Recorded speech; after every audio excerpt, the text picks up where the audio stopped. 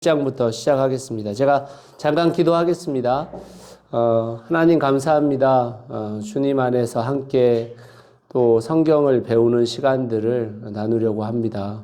주님, 이 시간들이 우리에게 귀한 시간들이 되도록 도와주시고 말씀을 또 함께 나눔으로 인해서 우리가 삶의 자리로 잘 하나님 말씀을 옮겨갈 수 있도록 인도하여 주시옵소서.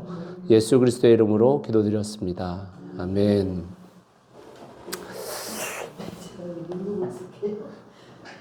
네, 오늘 마태복음 21장인데요. 네, 같이 한번 보겠습니다. 우리가 좀 어떤 생각들을 좀 가지실 필요가 있냐면, 이제 한국 교회가 지금까지 해온 성경을 가르치는 방식은 교리 위주였어요. 네, 그러다 보니까 이제 교리라는 틀 안에서 성경을 보게 되어진 겁니다. 그럴 수밖에 없었던 게 사실 우리가 1990년대까지만 하더라도 2000년대 초반도 마찬가지인데요. 이 조직신학이라는 것이 그 신학의 꽃이었어요. 그래서 여러분 조직신학자에게 대항을 하지를 못했어요. 학교 안에서도. 제가 이제, 1990년대 초반 학번인데, 제가 대학교를 다닐 때만 해도, 이 조직신학에 관련된, 교리신학에 관련되어진 교수들이 가장 큰 인기가 있었던 사람들입니다. 학교 안에서도. 왜냐하면 이제 조직신학이 신학의 꽃이었으니까. 그래서 성도들도 알게 모르게 조직신학적인 관점으로 성경을 본 거예요. 그러니까 성경을 통해서 교리를 정했는데, 그런데 교리가 성경보다 더 앞서 있는 상황이 된 거죠. 그래서 우리가 오랜 시간 교리를 배워왔는데, 그런데 그 교리가 결과적으로는 어떤 일들을 발생시킨 거냐면, 성경을 읽을 때에 내가 알고 있는 그 교리에 해당되어지는 것만 읽혀지는 거예요. 그러니까 그 교리하고 반대되거나 그 교리하고 다른 이야기를 하는 본문들은 사실은 읽혀지지가 않았던 겁니다. 읽었지만 그것이 중요하게 여겨지지 않게 된 거죠. 그러다 보니까 성서신학이 2000년대를 넘어서면서 신학의 꽃이 되면서 결국에는 성서신학이 교리신학을 앞서게 된 거거든요.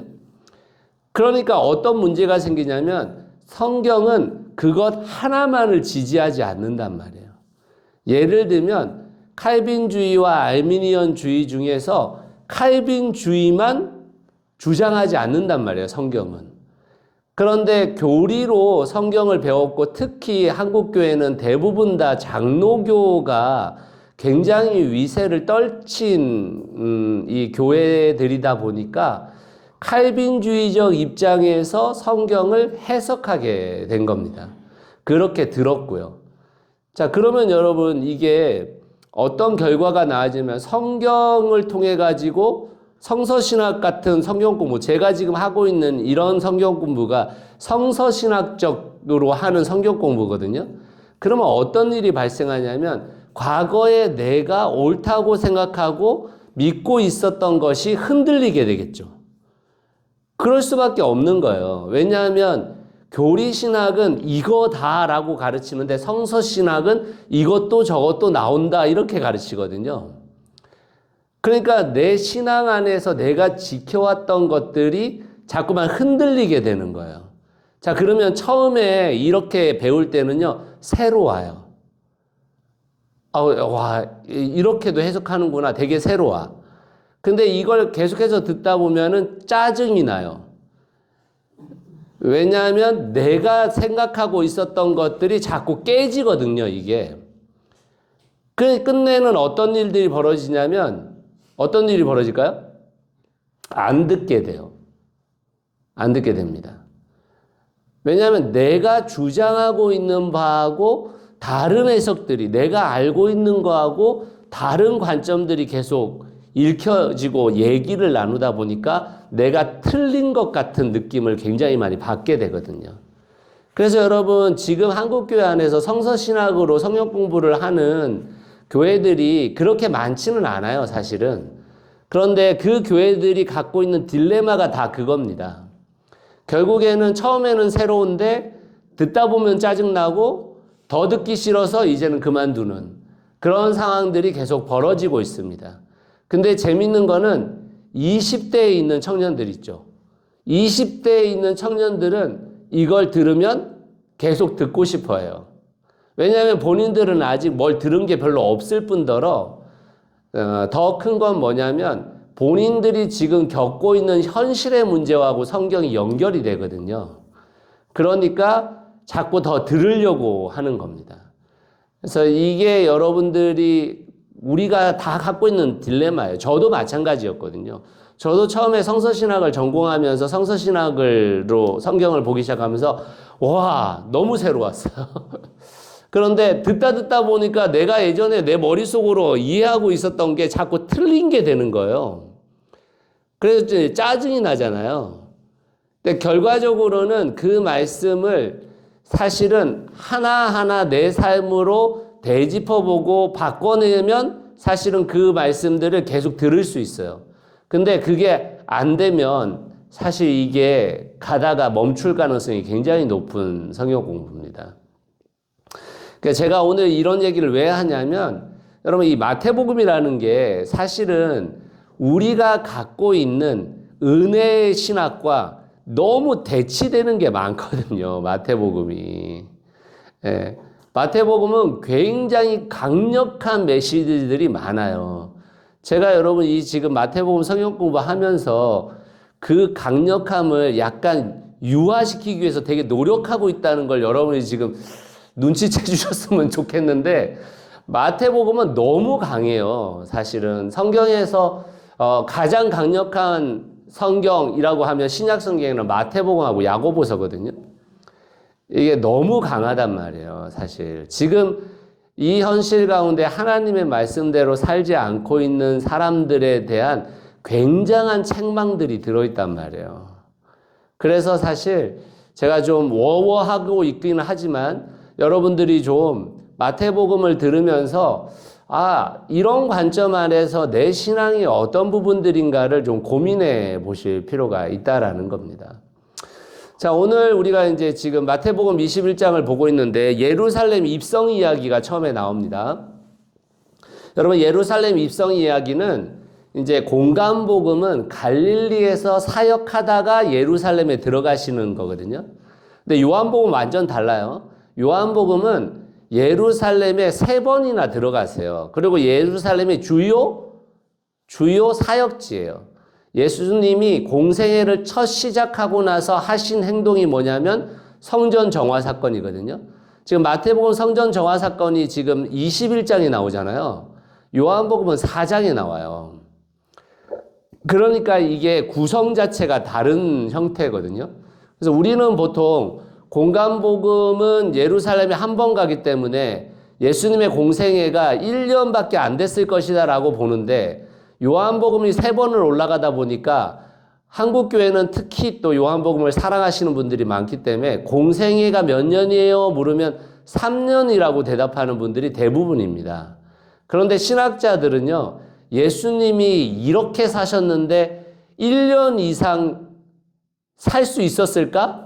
이런 의문을 되게 많이 들어요. 예, 종교 지도자, 정치 지도자 다 지금 걸리는 문제들인데 그런 선상에서 이 사람들이 3년이나 살려뒀을까? 이렇게 묻는 신학자들이 훨씬 많아졌습니다. 그래서 공생애를 1년으로 보는 경우도 굉장히 많아요, 지금은. 예, 그래서 공간복음의 요한복음이 좀 다르다. 자, 그 다음에 공간복음 안에서 예수님이 예루살렘 입성할 때 마태복음은 나귀가 2마리입니다. 나귀가 2마리. 예, 제가 지난번에 말씀드렸지만 마태복음은 둘 이상이 되게 중요하다고 얘기했잖아요. 나귀마저도 2마리예요. 누가복음이나 네네. 여기서는 그 한 마리로 나오잖아요. 네. 그래서 제가 지난번에 말씀드렸듯이 마태복음은 유대인들을 위한 복음서이기 때문에 성인 2명 이상의 증인이 있는 것이 굉장히 중요합니다. 그래야 그 증언이 채택을 받을 수 있어요. 그래서 대부분 거라사 귀신 얘기도 2사람이거든요. 거라사 귀신이. 그러니까 이게 둘이라는 숫자를 놓는 것을 굉장히 마태복음은 중요하게 여겨요. 그래서 나귀마저도 지금 2마리인데 그 나귀에서도 작은 것, 나귀 새끼를 탔다라고 이야기하거든요. 그러니까 이제 이게 뭘 나타내는 거냐면 거기 1번에 6번에 보시면 새끼 나귀를 타고 입성하신 예수가 내가 메시아지만 너희가 생각하는 그런 메시아는 아니야 이런 말입니다. 그 메시아가 100마를 타고 군사적 경제적 메시아로 와야 되는 메시아가 아니라 나는 너희들이 기대하는 메시아가 아니야 라는 것을 말하고 있는 내용이라고 보시면 됩니다. 그 다음에 이제 한글 성경에는 그렇게 안 돼 있는데 70인경 번역본의 예언은 나귀 2마리가 등장하면서 주가 쓰시겠다라는 말 다음에 4번입니다. 다시 돌려보내리라는 말이 있어요. 그런데 이제 이런 게 없다 보니까 주가 쓰시겠다. 약간 강도급이잖아요. 예. 근데 그 뒤에 그런 말이 나와 있습니다. 근데 한글 번역은 그걸 사용하지 않고 있어요. 여러 사본이 그걸 사용하고 있는데, 예, 그런 상황들로 보시면 됩니다. 그래서 여러분, 이 마태복음은 예수 그리스도를 누구로 보고 있습니까? 아브라함과 다윗의 자녀는 예수 그리스도의 시작이라 이렇게 돼 있잖아요. 예수 그리스도를 이 땅에 오신 왕으로 보고 있거든요. 왕. 근데 그 왕 중에서도 예수님은 계속 뭘 강조하시냐면 마태복음에서 겸손의 왕을 강조하고 있습니다. 겸손의 왕을. 그래서 이 겸손의 왕으로 오신 예수 그리스도에 대한 관점들을 굉장히 중요하게 여기고 있는 것이 마태복음입니다. 자, 여러분 그 성경을 보시면요. 10절 말씀에 보면 예루살렘 사람들이 예수님이 누군지 잘 몰라요. 예루살렘 사람들이. 그러니까 여러분 지금 이제 9절, 10절 말씀 그런 말씀들을 보면 볼수록 예수님의 공생애가 길지 않았을 가능성이 굉장히 높다라고 보고 있는 거고요. 그리고 예수님은 갈릴리 지역에서만 사역하다가 예루살렘에 처음 입성하는 거기 때문에 예루살렘 사람들이 소문으로 들은 사람들이 있을런지 모르지만 예루살렘 안에서는 예수님의 존재가 이렇게 잘 알려지지 않은 상태다라는 것이고, 그래서 이제 베들레헴, 나사렛 이런 상황들을 계속 이야기하고 있는 겁니다. 여러분, 이 예수님이 사셨던 베들레헴에서 태어나고 나사렛에서 사셨다고 보통 되어 있는데, 여러분 이 2 도시는 다 굉장히 작은 도시예요. 지난번에 말씀드렸지만 나사렛이라는 동네 자체는 아예 갈릴리 27 성읍을 이야기할 때에 아예 지도상에 나오지 않은 지명입니다. 나사렛이라는 지명은 굉장히 작은 도시였다는 거예요. 갈릴리를 27개로 이렇게 쪼갰는데도 거기도 나오지 않는 이름이었다라고 보고 있습니다. 예, 베들레헴도 마찬가지. 베들레헴이란 뜻 자체가 빵집이잖아요. 빵집. 예, 그러니까 굉장히 작은 도시라고 붙이기가 어려워요. 굉장히 마을 이런 데라고 봐야 됩니다. 그래서 나사렛 사람이라는 것은 굉장히 이렇게 촌놈. 그런 촌에서 뭐 어디서 온 거야 도대체 이런 말인 거예요. 이런 말. 예수님은 촌 출신이었다. 예, 그래서 예수님의 행적, 제가 주일날 잠깐 말씀드렸죠. 예수님의 행적을 따라가다 보면요. 예수님을 메시아나 왕으로 만들려고 하는 저자의 의도가 거의 없어요. 그러니까 보통의 왕으로. 일반적인 왕이거나 일반적 메시아로서 이렇게 만들려고 하는 조작이 없어요. 조작이. 그게 사실은 오히려 훨씬 더 사실이다라는 것들을 나타내 주기도 하는데, 아무튼 그런 조작이 없는 부분이 예수 그리스도에 대한 이야기들입니다. 자, 그 다음에 성전 정화 사건이 있죠. 이제 성전 정화 사건은 무화과 나무 열매를 저주한 사건과 성전 그 성전 정화 사건이 겹쳐 있죠. 자, 그러면 무화과 나무를 이해하실 필요가 있는 거예요. 자, 여러분, 무화과 나무는 지금 한국에서 자라는 무화과 나무도 똑같아요. 어떤 현상이 벌어지냐면, 무화과 나무는 무화과 초반에 작은 열매를 맺습니다. 이 작은 열매가 맺고 잎사귀가 생겨요. 그리고 그 작은 열매를 따내면 어떻게 되는 거냐면, 큰 열매가 거기에서 맺히는 거예요. 그러니까 두 번 열매가 맺혀지는데, 첫 번째 작은 열매가 맺혀질 때 그것을 열매를 솎아야 돼요. 그래야 큰 열매가 생기는 건데, 그 작은 열매, 잎이 무성하면 사람들은 당연히 거기서 뭐를 기대하냐면 작은 열매는 있을 것이다라고 기대한 거예요. 그런데 그 작은 열매가 없으니까 무화과 나무를 저주하죠. 왜 저주하냐면 여러분, 작은 열매가 없다라는 것은 앞으로 큰 열매도 기대할 수 없기 때문에 저주한 겁니다.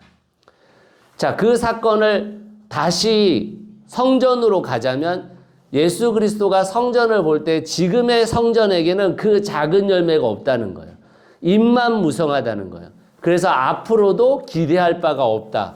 이것을 이야기하기 위해서 무화과 저주 사건과 소위 성전 정화 사건이 붙어 있는 겁니다. 붙어 있는 거. 그런 이해를 가지고 이 성전에 대한 이야기들을 여러분 생각하시면 되는 거예요. 여러분, 성전이라는 곳은 제가 거기 3번의 맨 마지막에 그런 거 써놨는데 철저한 위계의 공간이죠. 다시 말하자면 성전은 이방인들은 이방인의 뜰까지밖에 못 들어오죠. 유대인들일지라도 여자들은 여인의 뜰까지밖에 못 들어오죠. 그 다음에 성전 안으로 들어갈 수 있는 건 성인들만 들어갈 수 있거든요. 남자 성인들만. 그리고 그 다음에 지성소로 들어간다라는 건 또 어떻게 되면 대제사장은 철저한 위계의 질서를 갖고 있는 겁니다. 여러분, 이 위계의 질서라는 것이 사실은 굉장히 큰 장벽이잖아요. 이방인이 성전 안으로 이방인의 뜻을 벗어나서 들어가면 어떻게 되냐? 죽임당합니다. 죽임당해요.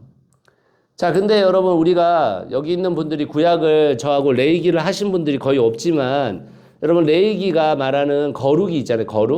거룩의 위계 질서가 있는 겁니다. 여러분, 성경은 위계 질서를 절대 반대하고 있지 않아요.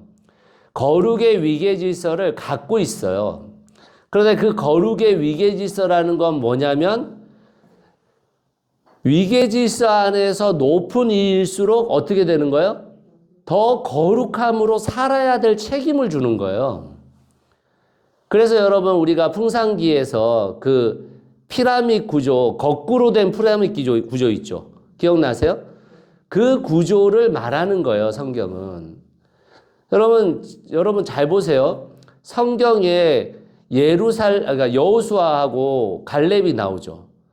여러분, 여호수아 갈렙이 1세대로 살아남은 유일한 두 사람이잖아요. 그 사람들이 지금 가나안을 정복했어요. 정복해 들어가서 땅을 분배받아요. 여러분, 그러면 우리 같으면 지금 여호수아가 군대 장관이자 최고 리더인데, 여러분, 여호수아가 어떻게 해야 되는 거예요? 우리 같으면 내가 막 정해가지고 좋은 땅 차지해야지. 내가 그래도 지금 이렇잖아. 그 땅 차지할게. 근데 여러분, 여호수아가 차지한 땅 이름이 그걸 한글로 바꾸면 무슨 말이냐면 가파른 언덕 이런 말이에요. 그것도 여호수아가 모든 족속이 땅을 분배하고 나서 자기가 선택해요. 야, 이런 일이 있을 수가 있습니까? 갈렙 보세요, 여러분. 갈렙이 그 산지를 내게 주옵소서 이거 고백하잖아요. 여러분, 그 산지가 어떤 땅이냐면 헤브론 땅인데, 여러분, 이스라엘 백성들이 처음에 나와서 12정탐꾼 내보내잖아요. 근데 10명이 벌벌 떠면서 여기는 우리 땅 아니다. 우리는 그들에 비하면 메뚜기다. 이렇게 얘기하잖아요. 그게 아낙 자손 때문에 그렇거든요. 그 아낙 자손이 어디 사는 거냐? 헤브론에 사는 거예요. 그것도 갈렙이 정복된 땅을 달라고 한 게 아니라 그 벌벌 떨던 아낙 자손을 내가 치겠다라고 나서고 있는 거예요. 지금 갈렙이. 그러니까 여러분, 우리의 위계 질서라는 것은 교회도 마찬가지입니다. 교회의 위계 질서라는 것은 리더라는 분들이 결국에는 뭘 해야 되는 거냐? 거룩히 살아갈 방법을 찾아야 되는 거예요. 어떻게 하면 내가 더 하나님의 말씀대로 살 것인가를 고민해야 되는 겁니다. 여러분, 우리가 교회 안에서 아무리 위에 올라가 봤자 소용없어요. 그게 여러분들 진짜 위험한 일이에요. 마치 세상에서처럼 위계질서로 내가 어때 위에 올라가는 것을 뭐 대단한 것처럼 여기는데, 여러분 그게 아니고 교회에서는요 철저하게 나를 죽이고 나를 부인하고 정말 섬김의 삶을 살겠다라고 생각하는 사람들이 리더가 되는 거예요. 근데 한국교회는 그렇게 해오지 않았죠. 그러다 보니까 교회는 결국에 리더들에 의해서 망가지는 겁니다. 리더들에 의해서 거룩의 위계질서를 하지를 않는 거예요. 그러니까 여기도 지금 마찬가지죠. 성전 정화 사건이라는 것은 결국에는 그 거룩의 위계질서를 지켜야 되는 사두개인과 바리새인과 이런 리더들이 그 리더의 역할을 안 한 거예요. 안 한 겁니다. 도리어 성전을 통해서 자신의 재산을 축적하고 그 상황들을 통해서 자신의 이득을 취하고, 그래서 여러분 제가 AD 66년에 벌어진 유대전쟁, AD 70년까지 로마와의 전쟁을 벌였는데, 유대인들이 얼마나 재밌냐면 로마와 전쟁이 터졌는데 유대인들이 맨 처음에 어디를 습격하냐면 성전을 습격해요. 유대인들이 성전을 습격해요. 근데 왜 습격하느냐? 노예 문서와 땅 문서 때문에 습격한 거예요. 그래서 유대전쟁에 유대인들이 로마와 가서 싸움을 벌여야 되는데 그 싸움을 틈타가지고 성전을 습격해가지고 자기들의 노비 문서와 땅 문서를 다 불태워버리는 일을 한 겁니다. 그러니까 여러분 성전이 얼마나 나쁜 짓을 많이 했다는 얘기예요. 심지어 역사의 기록에 보면요, 이 유대전쟁 때 AD 68년에 로마가 성전을 점령했었을 때 그 성전에서 나온 금 때문에 유럽의 금값이 폭락하게 되는 상황이 벌어져요. 그만큼 금을 쌓았다는 겁니다. 그만큼.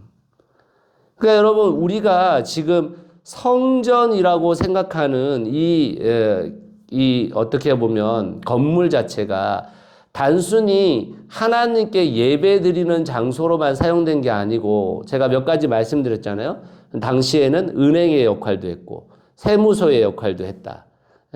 그리고 이제 어떻게 보면 보물창고의 역할도 했었죠. 그리고 이제 어떻게 보면 이 모든 성전이 외국에 있었을 때는 대사관 역할까지 했다고 제가 말씀드렸었잖아요. 이제 그런 역할 속에서 성전이 성전답지 못한 상황들이 벌어지게 된 겁니다. 근데 여러분, 이 성전 정화 사건, 지금 예수님이 대한민국에 교회에 오신다면 여러분 어떻게 판을 뒤집을까요? 아니면 판을 안 뒤집을까요? 어떻게 생각하십니까? 어떻게 생각하세요? 지금 한국교회가, 제가 지난주에 말씀드렸나요?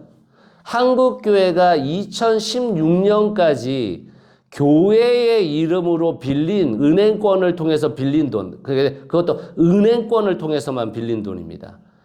48조 7천억이에요. 48조 7천억. 어떻게, 능력이 있으니까, 빚도 능력이 있어야 짓는 건데, 예. 그러니까 여러분, 지금 한국교회는, 이건 제 생각입니다. 여러분, 제 생각이에요. 이걸 여러분 확대 해석할 필요는 없고, 여러분 이런 거예요.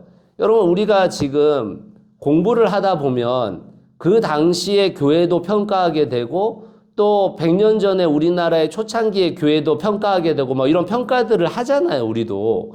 그러면 여러분 100년 후에 우리의 후손들이 지금의 한국 교회를 평가한다면 그 평가 안에서 가장 욕을 먹을 평가가 뭘까? 어떻게 생각하세요? 저는 동성애, 이슬람, 이런 거 전혀 아니라고 생각해요.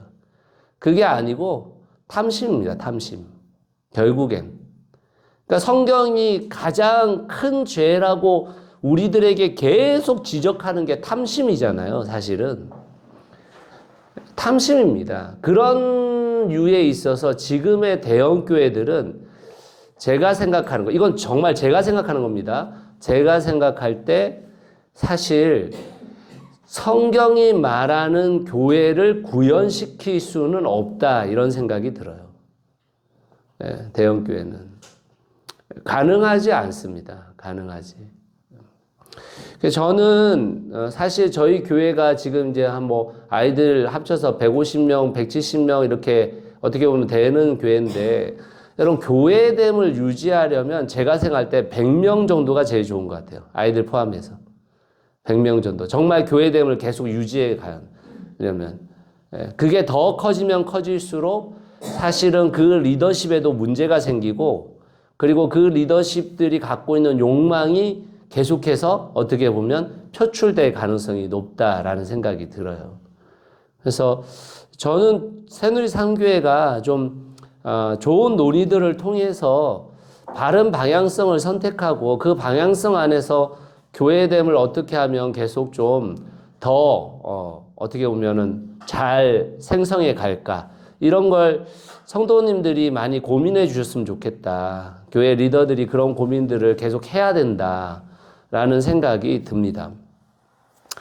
자, 거기 여러분 그 4번에 보시면 2번에 4번 성전은 기도하는 집이라고 되어 있잖아요. 근데 여러분 성전은 하나님의 집과 강도의 소굴의 경계선상에 서 있어요. 언제든지 강도의 소굴이 될 수 있어요. 여러분 교회는, 성전은, 교회도 마찬가지입니다. 얼마든지 강도의 소굴이 될 수 있어요. 제가 최근에 한 인문학자의 이야기를 들었는데 그분이 이런 얘기 하시더라고요. 자기가 이렇게 학교나 어떤 이렇게 공공기관이나 이런 데 가서 강의를 많이 한대요. 근데 이 강의를 하려고 하면 그 청중들을 집중시키기 위해서 정말 앞에 엄청나게 힘을 쏟아야 된다는 거예요. 엄청나게 그래서 15분, 20분은 진짜 그 사람들 집중시키기 위해서 듣기 싫어갖고 와 있는 사람들이잖아요. 듣기 싫은데 지금 어쩔 수 없이 들으러 온 사람들이잖아요. 그걸 엄청 고생한대요. 근데 이분이 교회에 가서 강의를 하면요, 이분들은 이미 듣고자 하는 마음이 있다는 거야. 근데 이걸 좋게 해석한 게 아니고, 그렇기 때문에 목사들이 진짜 위험하구나, 이렇게 얘기하시더라고. 목사들이. 듣고자 하는 마음을 가지고 듣다 보면 계속 이렇게 그 목사님의 얘기에 아멘 아멘 하다 보면 시간이 가도 엉뚱한 얘기를 하도 아멘 한다는 거예요. 그런 말을 하는데 제 동의가 좀 되더라고요. 동의가. 어쨌든 교회 성도라는 분들은 와서 그 말씀 좀 듣고자 와 있는 거잖아요. 그러니까 그 청중의 차이가 결국에는 그 지도자를 타락시킬 가능성이 매우 높아 보인다, 이런 얘기를 하더라고요. 제가 거기에 좀 동의가 됐었습니다. 그러니까 여러분, 교회는 언제든지 강도의 소굴이 될 수 있다는 것을 여러분이 기억하셔야 돼요. 가능한 문제입니다. 근데 이제 여기에서 기도하는 집이라고 이야기하잖아요. 여러분, 이 기도하는 집이라는 게 열왕기상 8장에 솔로몬의 봉헌 기도를 통해 가지고 우리가 이제 어떻게 보면 이해하고 알 수 있는 것들인데, 근데 여러분 우리가 더 깊이 알아야 될 것들은 뭐냐면요, 원래 성경은 만민이 기도하는 집이다, 이렇게 돼 있어요. 자, 그러면 만민의 중심을 두느냐, 기도의 중심을 두느냐, 우리 대부분은 다 어떻게 생각하냐면 기도의 중심이 있다, 이렇게 생각하거든요. 근데 여러분, 이 성경 안에서는 만민이 중심일 때가 또 많아요. 왜냐하면 아무나 기도하러 들어올 수 없거든요. 성전에 이방인 못 들어오잖아요. 여인 못 들어오잖아요. 그러니까 여러분, 그게 만민이라는 단어와 기도라는 단어가 같이 이렇게 어떻게 보면 중심 단어로 있는 거거든요. 그래서 여러분들이 그걸 한번 기억하실 필요가 있어요. 지금 교회라는 게 도대체 뭐냐? 교회는 만민이 들어올 수 있는 돼야 된다라는 거죠. 뿐만 아니라 기도하는 곳이었다. 다시 말하면 하나님과의 깊은 관계 가운데, 기도라는 게 여러분 이런 게 아니에요. 여러분, 기도를 우리가 말하는 자 기도합시다, 기도, 이것만 얘기하는 게 아니에요. 여러분, 찬양도 기도고요. 여러분 말씀을 듣고 그 말씀을 따라서 살아가려고 하는 것도 기도예요, 다. 그러니까 하나님과의 깊은 관계를 유지하는 게 다 기도거든요. 그러니까 여러분 그 정말 왜 이렇게 목이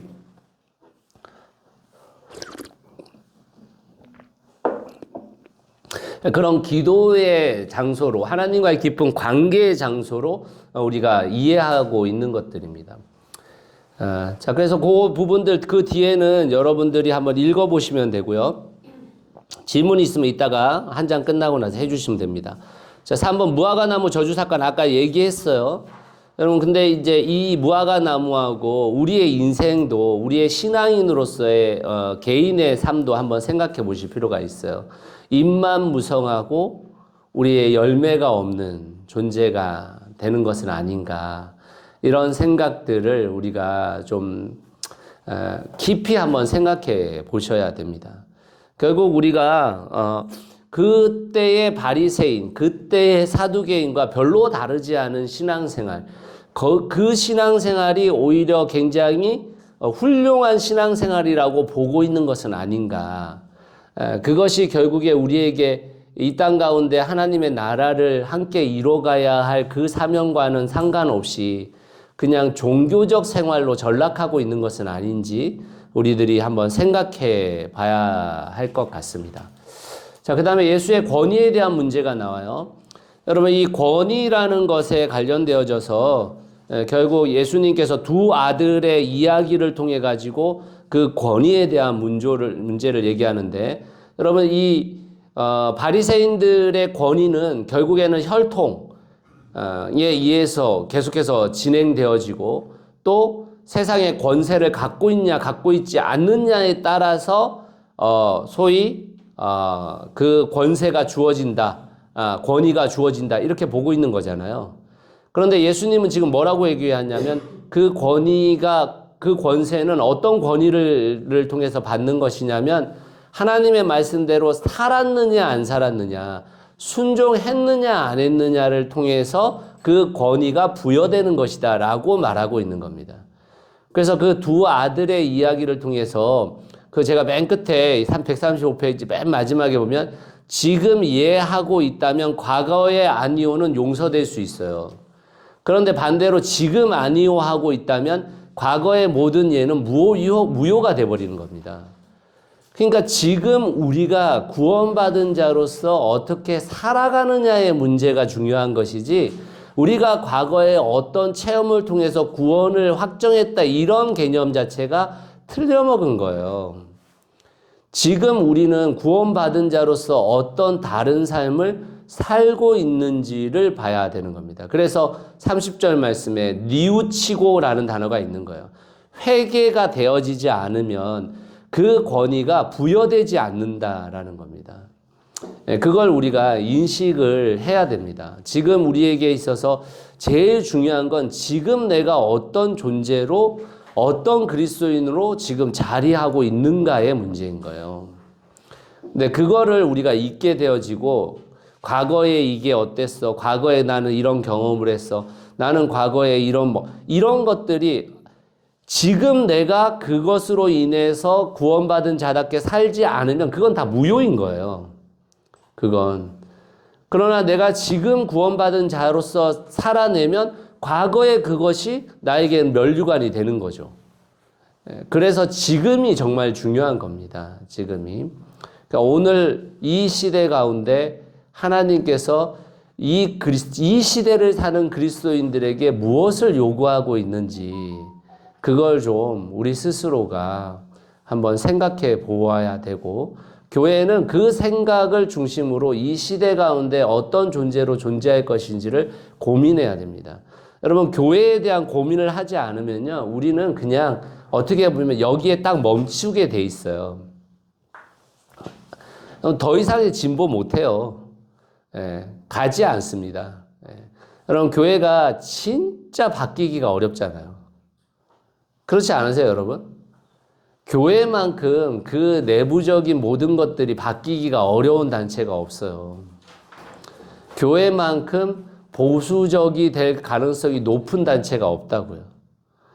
결국 우리가 매번 우리의 삶을 어떻게 번역시킬 것인지에 대한 것들을 고민하지 않으면 교회는 그 자리에 멈추게 돼 있습니다. 예. 그래서 제가 이제 가끔 어디 가서 강의를 하게 되면 그런 말을 하는데, 여러분 하나의 스토리는 5년을 버티지 못해요. 예. 제가 생각할 때 교회가 어떤 이야기들을 만들어내고 그것을 통해서 힘을 얻는다면 그건 5년 이상을 버티기가 어렵습니다. 또 다른 이야기가 씌워지면 과거에 우리가 만들었던 그 이야기는 또다시 회자돼요. 그런데 또 다른 이야기가 없잖아요. 그러면 이 이야기는 도태됩니다.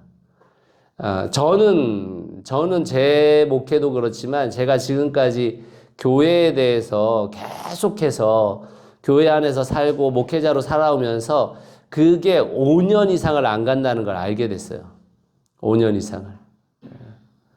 여러분, 이렇게 말하면 여러분들이 이상하게 생각할지 모르지만, 우리가 그 교회 공간을 가울에게 내주고 그 가울을 통해서 자립준비 청년을 돕잖아요. 여러분, 그게 교회의 스토리로는 5년 못 넘어가요. 지금 우리가 4년 차잖아요, 지금. 5년 못 버팁니다. 5년. 또 다른 이야기가 만들어지면 그게 같이 회자될 수는 있어요. 근데 5년 못 버텨요. 우리 교회 참 좋은 교회야. 그 5년 못 버틴다고요. 그러니까 계속해서 주님 안에서 우리가 새로워지고 그 새로움을 통해서 우리가 대안의 삶을 찾아가고 그 대안의 삶이 번역적 스토리를 만들어내야 되는데 그게 없으면 우리는 도태될 가능성이 매우 높습니다. 그리고 우리가 이제 나이가 먹어가잖아요. 나이가 먹어가면 뭐든지 귀찮아지게 돼 있어요. 뭐든지. 과거에는 뭐라도 할 수 있는 힘이 있었는데 이제 나이가 먹어가면 힘들다 이런 생각이 들겠죠. 그래서 우리에게 모세의 영성이 필요해요.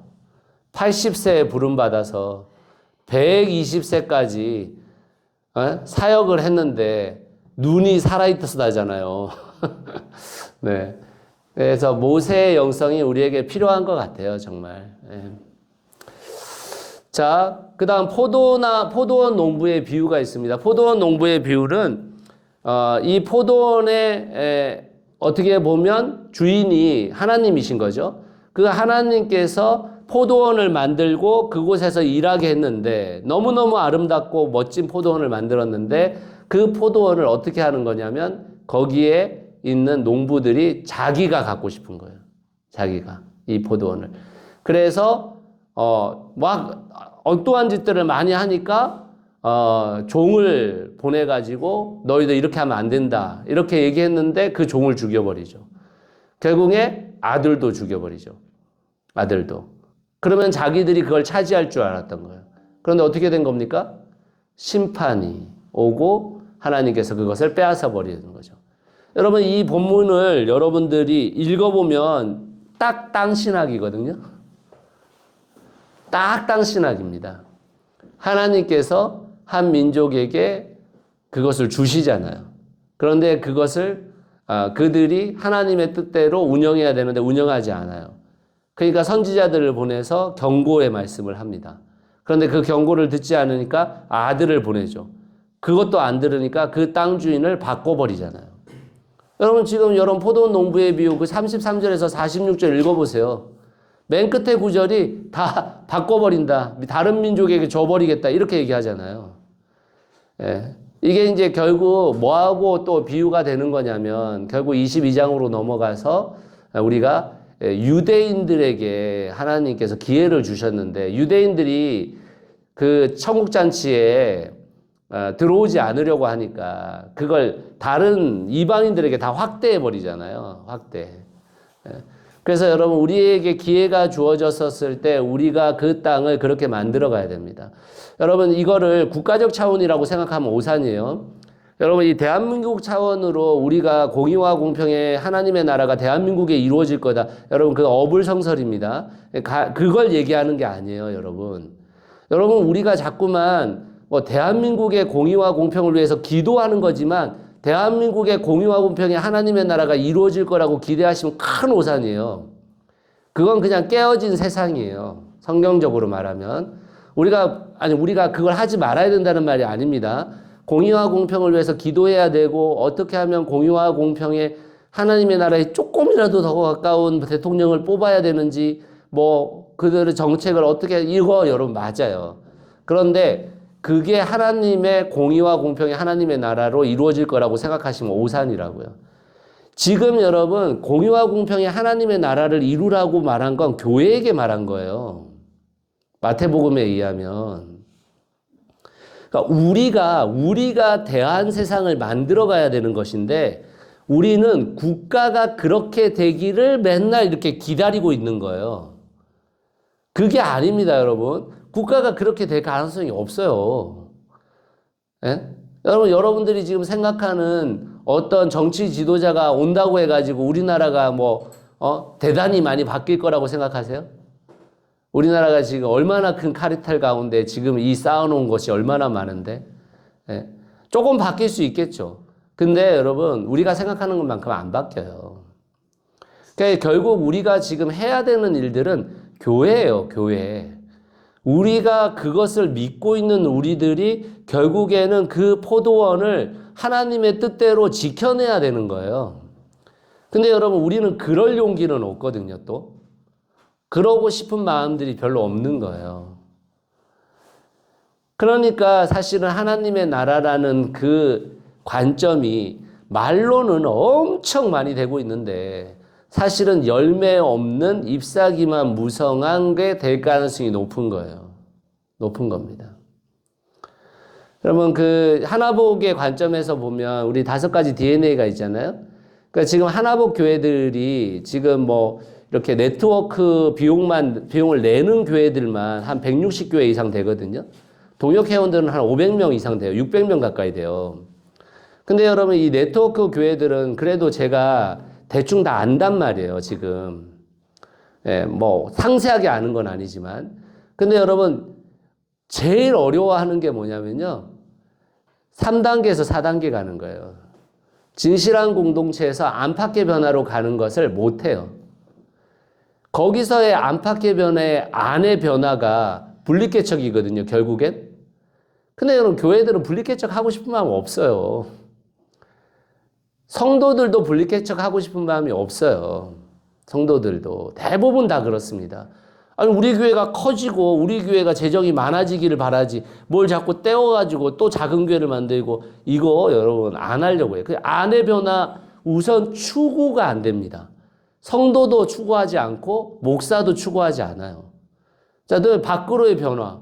밖으로의 변화가 결국 공의와 공평의 하나님의 나라에 가까운 대한사회를 만드는 건데, 이건 꿈도 꾸지 않아요. 거의 대부분. 그냥 그 정도, 어느 정도 꿈을 꾸는 거냐면요. 지금 나들목 일상교회가 지금 지난번에 우리가 건축 관련되어져서 이렇게 거기 공동주거 간사님이 오셔서 우리 교회 와서 설명 한번 했잖아요.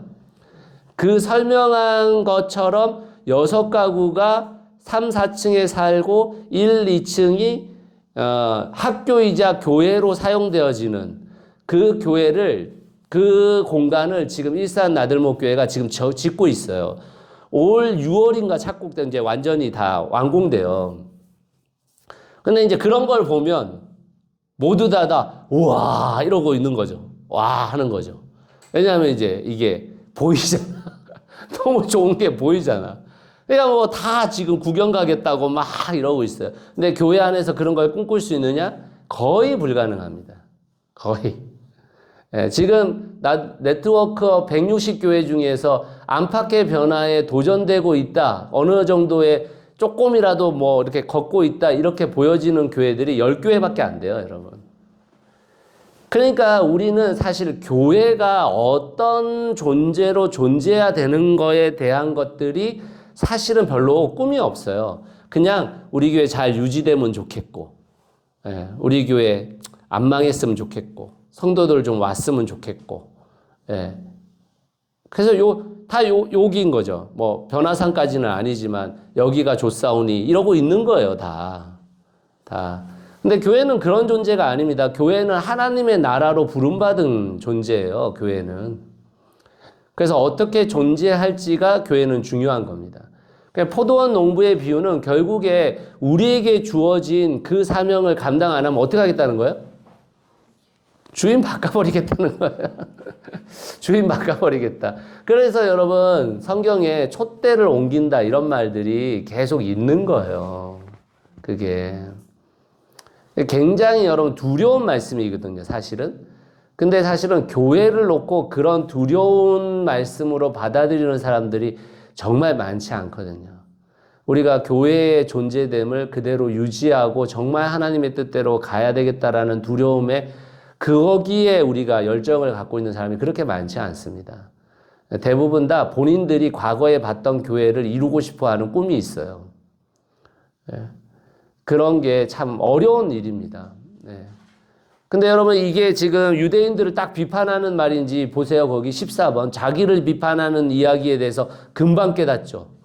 그러니까 여러분 듣기 싫은 거죠. 듣기 싫은 거죠. 여러분 아까 제가 서두에 말씀드렸잖아요. 이게 여러분 성서신학을 통해 가지고 성경을 공부하잖아요. 점점 듣기 싫어져요.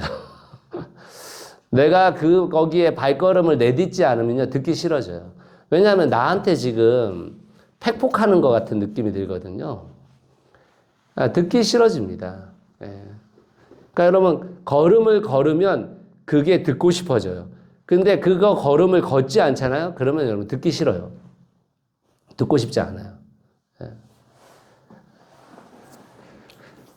그래서 여러분들이 이 내용들을 좀 잘 기억하시고 진짜 우리가 이 땅 가운데 유대 종교 권력이 세우려고 했었던 그 교회를 또 세우려는 것은 아닌지, 아니면 우리는 정말 예수님이 꿈꾸시는 그 교회를 이루려고 하는 건지 생각해 볼 필요가 있는 본문입니다. 자, 마무리. 지금 나는 예스의 삶을 살고 있는가? 과거에 내가 어떻게 예스를 살았는지 어떻는지 이런 게 중요한 게 아니고 지금 나는 하나님의 말씀 속에서 예스의 삶을 살고 있는가를 생각해 보았으면 좋겠어요. 그게 정말 중요합니다. 제가 지난번에 말씀드렸지만 예스의 삶을 살려면요, 여러분, 나 자신을 노출시켜야 돼요. 그러니까 제가 여기 지금 우리 그 얘기 아까 이제 마태복음 이야기하면서 되도록이면 줌을 켜달라 이렇게 얘기했잖아요.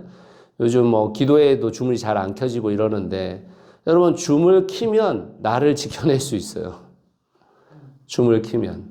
근데 줌을 안 키면요 다 널브러져요. 아니 다 그런 거 아닙니까? 물 먹고 싶으면 물 먹으러 가는 거고 뭐 먹고 싶으면 뭐 먹으러 가는 거고 약간 눕고 싶으면 눕는 거고 그러다가 조는 거고 계속 그러는 거 아니에요 우리가? 그러니까 여러분 여러분이 이상하게 생각할지 모르지만 여러분 잘 보세요. 목회자 그 뒤에 얘기해야 되는데 23장에서 23장에서 얘기할게요. 23장이 여러분 사실은 제가 여러분들한테 설명해야 되는 본문이 아니에요. 23장은 타락한 종교 지도자들에 대한 이야기거든요. 목회자들이 들어야 되는 얘기예요. 성도들이 들어야 될 얘기가 아니라 사실은. 그래서 사실 23장은 안 하고 싶어요. 제가 뭐라고. 근데 아무튼 여러분 지금 예스의 삶을 살고 싶잖아요. 그러면 여러분들이 여러분들을 노출시켜야 됩니다. 이거 안 노출시키잖아요. 그러면 여러분 예스의 삶 안 사라져요. 여러분 목회자들 한번 보세요. 그냥 여기 지금 얘기할게요. 목회자들 보세요, 여러분. 목회자들은요. 이게 그 23장에서 가장 중요하게 나쁘게 여기는 게 뭐냐면 겉과 속이 다른 거거든요. 외식함이에요. 외식함. 우리가 사실은 외식함이 별로 중요하지 않다고 생각하거든요. 그냥 외식하는 거 사람이 이중인격일 수 있지 이렇게 생각해요. 내 삶과 내가 외치는 것이 다를 수도 있고 또 교회 생활과 내 일상생활이 다를 수도 있지 이렇게 생각하잖아요. 근데 여러분 그걸 성경은 굉장히 중요하게 여기고 있는 거예요. 여러분 이게 한국교회가 왜 이게 계속 성도들이도 그렇고 목회자들이 문제가 생기는 거냐면 외식 때문에 그런 거예요. 외식함 때문에. 여러분, 내가 진짜 그것이 부끄러운 일이면요.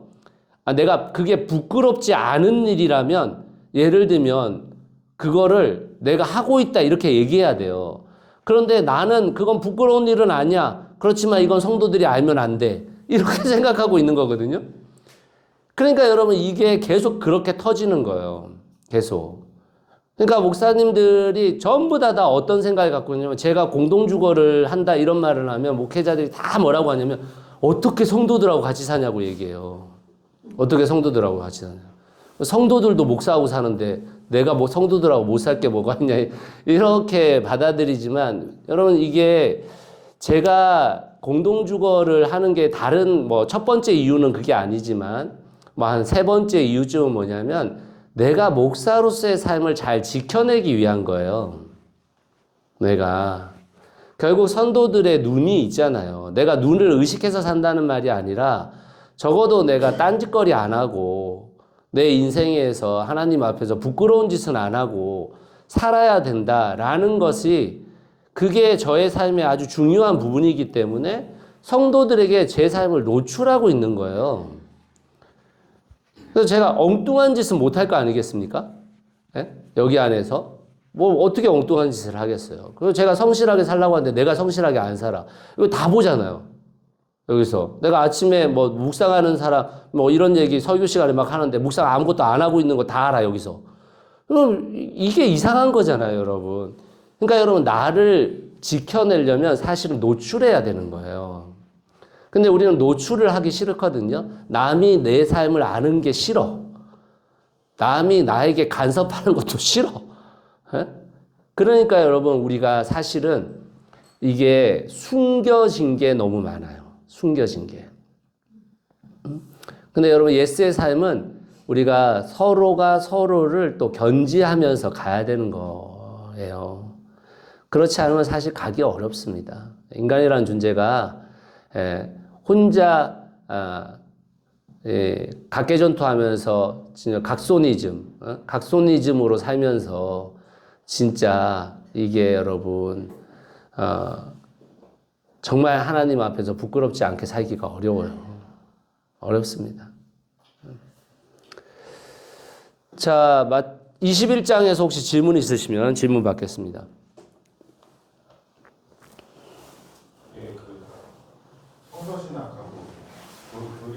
네네. 잘 몰라보는데 목사님 항상 성경이 명확하다고 하시는데, 네. 성서신학은 이것도 답이고 저것도 답이라고. 네네. 교리신학은 제가 봤을 때 교리 잘 모르지만 좀 애매모호한 게 많은데, 제가 봤을 때 그건 명확하다고 하십니까? 네. 이제 지금 질문이 뭐냐면, 교리신학이 오히려 좀 명확한 것 같고 성서신학이 오히려 덜 명확한 것 같다, 이렇게 얘기를 하잖아요. 제가 예를 한번 들어볼게요, 여러분.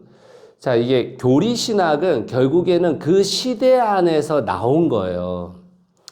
칼비니즘이 왜 나왔냐면, 결국 카톨릭의 공로주의 때문에 칼비니즘이 나온 거예요.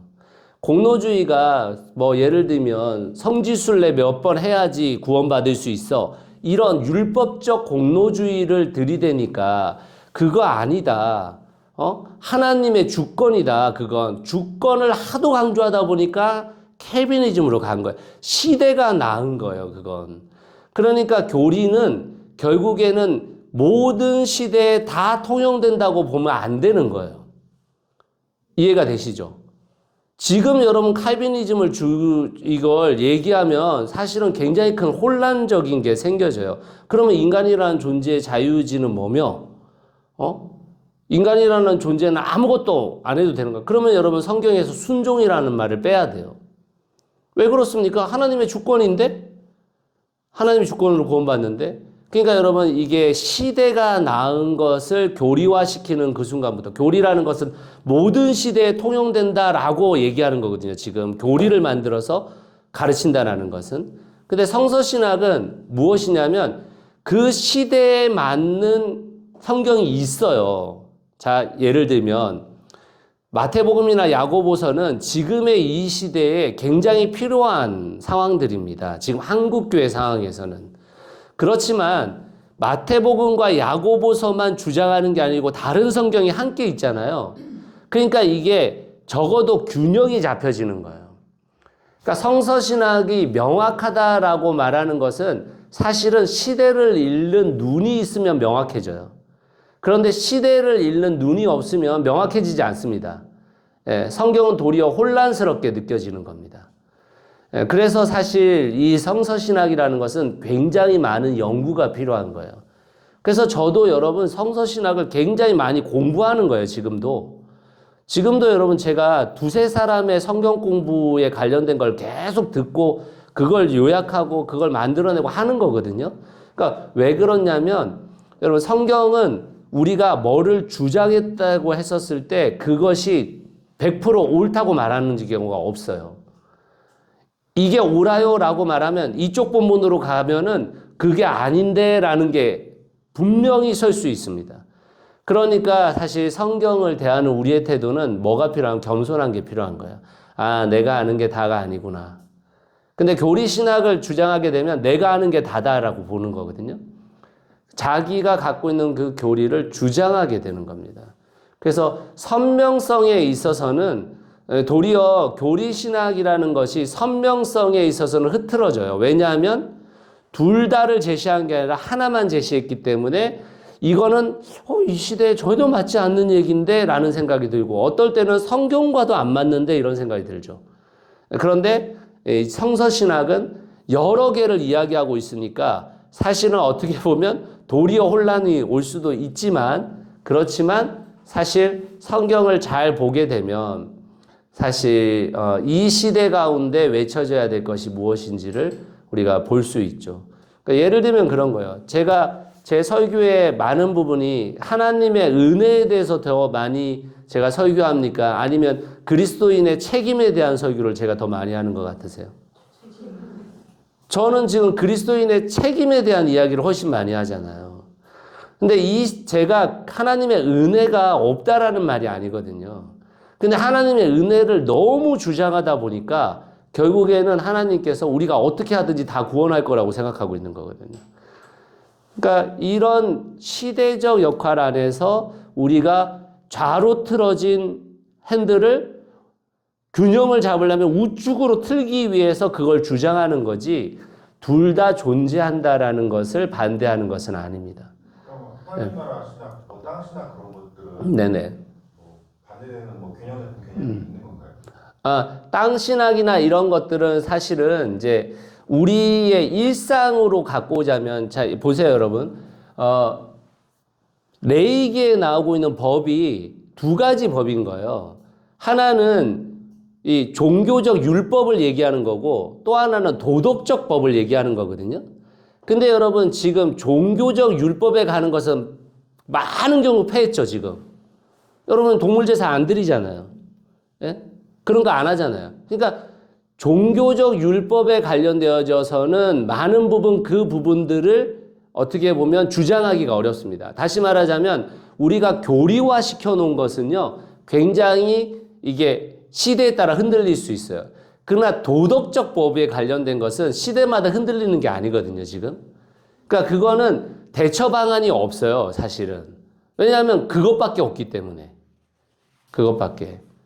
그래서 사실은 땅신학이나 이런 것들이 반대적인 개념을 갖고 들어오면 그게 제약이 돼버려요. 오히려. 자본주의적 개념으로 성경을 이해하게 되면 결국에는 그게 반대 의견이 돼버리거든요. 그러니까 이게 우리가 어려운 거예요. 우리가 사는 세상은 자본주의야. 근데 성경은 우리에게 땅신학을 요구해. 이게 안 맞는 거예요, 서로. 그래서 사실 여러분들이 이 자본주의 사회 안에서 오랜 시간 살아가면서 땅신학을 받아들이고 살아간다는 것은 굉장한 결단이 필요해요, 사실은. 예, 말은 많이 듣지만 굉장히 어려운 일입니다, 그게.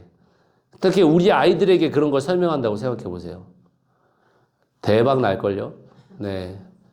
쉽지 않습니다. 그럼 예수님이 여자를 보고 음욕을 보고 눈가를 꼬아보라 그러는데 네네. 예.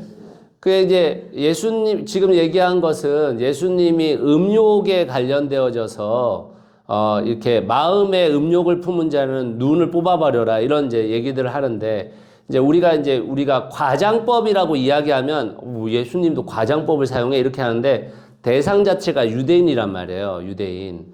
그러니까 유대인들은 여러분 이렇게 만들어 놨어요. 안식일법에다가 법규를 만들어 놨는데 그 법규에 어떻게 해 놓은 거냐면요. 이렇게 해 놨어요. 지금 사람이 돌에 깔렸어요. 자, 돌에 깔렸으면 사람이 살려달라고 외칠 거 아니에요? 그러면 안식일법에 의하면 어떻게 하는 거냐면 그 사람을 오늘 돌을 들어주지 않으면 오늘 죽을 것 같아. 그러면 돌을 들어줘도 돼요. 그런데 얘가 팔 하나만 깔려가지고 얘는 오늘 하루 있어도 돼. 그러면 도와주면 안 돼요. 자, 그런 바리새인과 사두개인들이 갖고 있는 그 개념을 그것을 주장하고 있으니까 훨씬 더 강력하게 얘기하고 있는 겁니다. 마태복음은.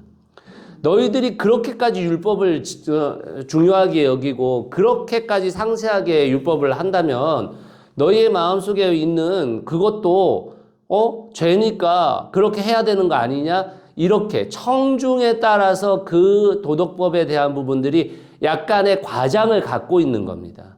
그래서 그 부분들이 청중에 따라서 달라졌다는 것을 이해하실 필요가 있어요. 누가복음하고 마가복음은 또 그렇게 얘기하고 있는 게 아니거든요. 그래서 좀 저희가 성경 전체를 이해하면서 이걸 문자적으로 봐도 좋은 건지 왜 이렇게까지 하시는 건지를 알면 조금은 이제 상세할 수 있는데 사실은 여러분 마음의 음욕을 품는 자들이 결국에는 죄의 열매까지 가는 거거든요. 그러니까 이제 그 위험 수위에 대한 것들은 우리가 이미 경험하고 있기 때문에 뭐 어떻게 보면 조심해야 되는 부분들이 있죠. 근데 지금의 이 세상 속에서 사실은 눈을 뽑아버리면 아마 교회가 다 깨질 것 같긴 한데 약간의 차이가 좀 있다라는 것 정도만 말씀드릴 수 있을 것 같습니다. 네. 저는 여기 네네. 마태복음 처음에 두 제자를 보내면 그 나귀와 나귀 새끼를 끌고라고 했잖아요. 네네. 근데 두 제자를 보내는 것은 그 증언의 확실성 때문에 네네. 그거는 이해가 가는데 네네. 둘을 보냈기 때문에 나귀하고 나귀 새끼를 두 마리 다 네네. 어린 네네. 나귀하고 네네. 근데 타는 것은 어떻든 나귀 새끼를 타는 네네네. 게 중요한 네네. 건 네네. 아닐 것 같은데 나귀 새끼를 타잖아요. 근데 저기 스가랴나 누가복음에서는 그냥 한 마리 네네. 나귀 새끼 네네. 나귀 작은 거를 가져오라고 하는데 네네. 이게 한국인 성경을 번역하는 과정에서 이렇게 바뀌었을까요? 아니면 원어가 그렇게 되어 있습니다. 네네네. 헬라어가 그렇게 되어 있습니다. 그러니까 이제 뭐 우리로 말하면 뭐 그 유대인들이 두 증인을 둔다 이런 개념 자체가 나귀까지 그래야 되냐 뭐 이렇게 생각이 들 수 있지만 이 저자가 의도하고 있는 바를 계속 주장하기 위한 방법일 것 같아요. 그러니까 마태가 이 기록을 남기면서 결국에 유대인들이 요구하고 있는 그런 증인이나 증언에 관련되어져서 그 유대인들이 생각하는 것들을 계속 유지시키기 위한 어떤 장치가 아닐까 이런 생각이 듭니다. 그래서 한 마리가 왔냐, 두 마리가 왔냐, 뭐가 많냐 이렇게 말하면은 사실은 모릅니다. 네. 근데 굳이 나귀 새끼를 타셨을까요? 네. 네. 나귀 새끼를 탔다고 돼 있거든요. 네네. 나귀 새끼를. 네. 그러니까 이제 그게 이제 어떻게 보면 나귀만 탔어도 되긴 하지만 나귀 새끼를 탐으로 해서 겸손의 왕이 더 강조되는 그런 상황들이 되긴. 네네. 주가 쓰시겠다 그래야면 즉시 보내리라 그랬는데 네네. 그 즉시 보내는 거가 그 사람들이 보낸다는 거예요? 아니면 아까 말씀하신 예수님이 타고 다시 돌려보내겠다는 뜻입니다. 예수님이 돌려주겠다. 네네. 돌려보내겠다는 뜻입니다. 사본 중에 많은 부분들이 돌려보내겠다라는 것이 기록되어 있는데 그 한국 번역은 오히려 돌려보내겠다라는 걸 뺐어요. 주가 쓰시겠다고 하니까 그 사람들이 즉시 보내준다. 네네. 네네. 그래서 주가 쓰시겠다라고 말했을 때 그걸 빌려준 것만도 다행이죠. 뭐 사실은 일반적으로 얘기하면. 그렇지만 어쨌든 이제 그런 사본적인 내용 안으로는 그런 번역들이 존재하고 있다는 걸 아시면 될 것 같습니다. 자, 마태복음 22장 혼인잔치의 비유예요. 혼인잔치의 비유도 여러분들 이게 이제 결국에는 제가 그 앞에 써놨는데 전반부는 왜 하나님 나라가 유대인으로부터 교회로 넘어오게 되었는가를 설명하는 거예요. 그러니까 처방받은 자가 안 온 거잖아요. 그래서 그 후대로 넘어간 거잖아요. 그런데 이제 이게 결국에는 우리가 생각할 때는 와, 그러면은 이방인들에게도 확대되고 여러 사람들에게도 넓혀져 가지고 와, 굉장히 위로의 말씀이라고 얘기하지만 결국에 이 말씀의 또 하나의 핵심은 뭐냐면 그 사람들이 예복을 갖추지 않는 한 또 못 들어오는, 그건 또 경고의 말씀이거든요. 그러니까 위로와 경고의 말씀이 공존하는 말씀이라고 보면 됩니다. 그래서 여러분 이 혼인잔치에 대해서 여러분들이 지금의 세상으로 이해하시면 안 돼요. 자, 첫 번째 뭐를 이해하셔야 되냐면 여러분 고대 사회 안에서 유대인들은 특히 지금도 마찬가지예요. 팔레스타인들의 대부분은요. 내가 식사하고 있는 그 사람은 나와 깊은 관계가 있는 사람인 거예요. 아무나 식사를 하면 안 돼요.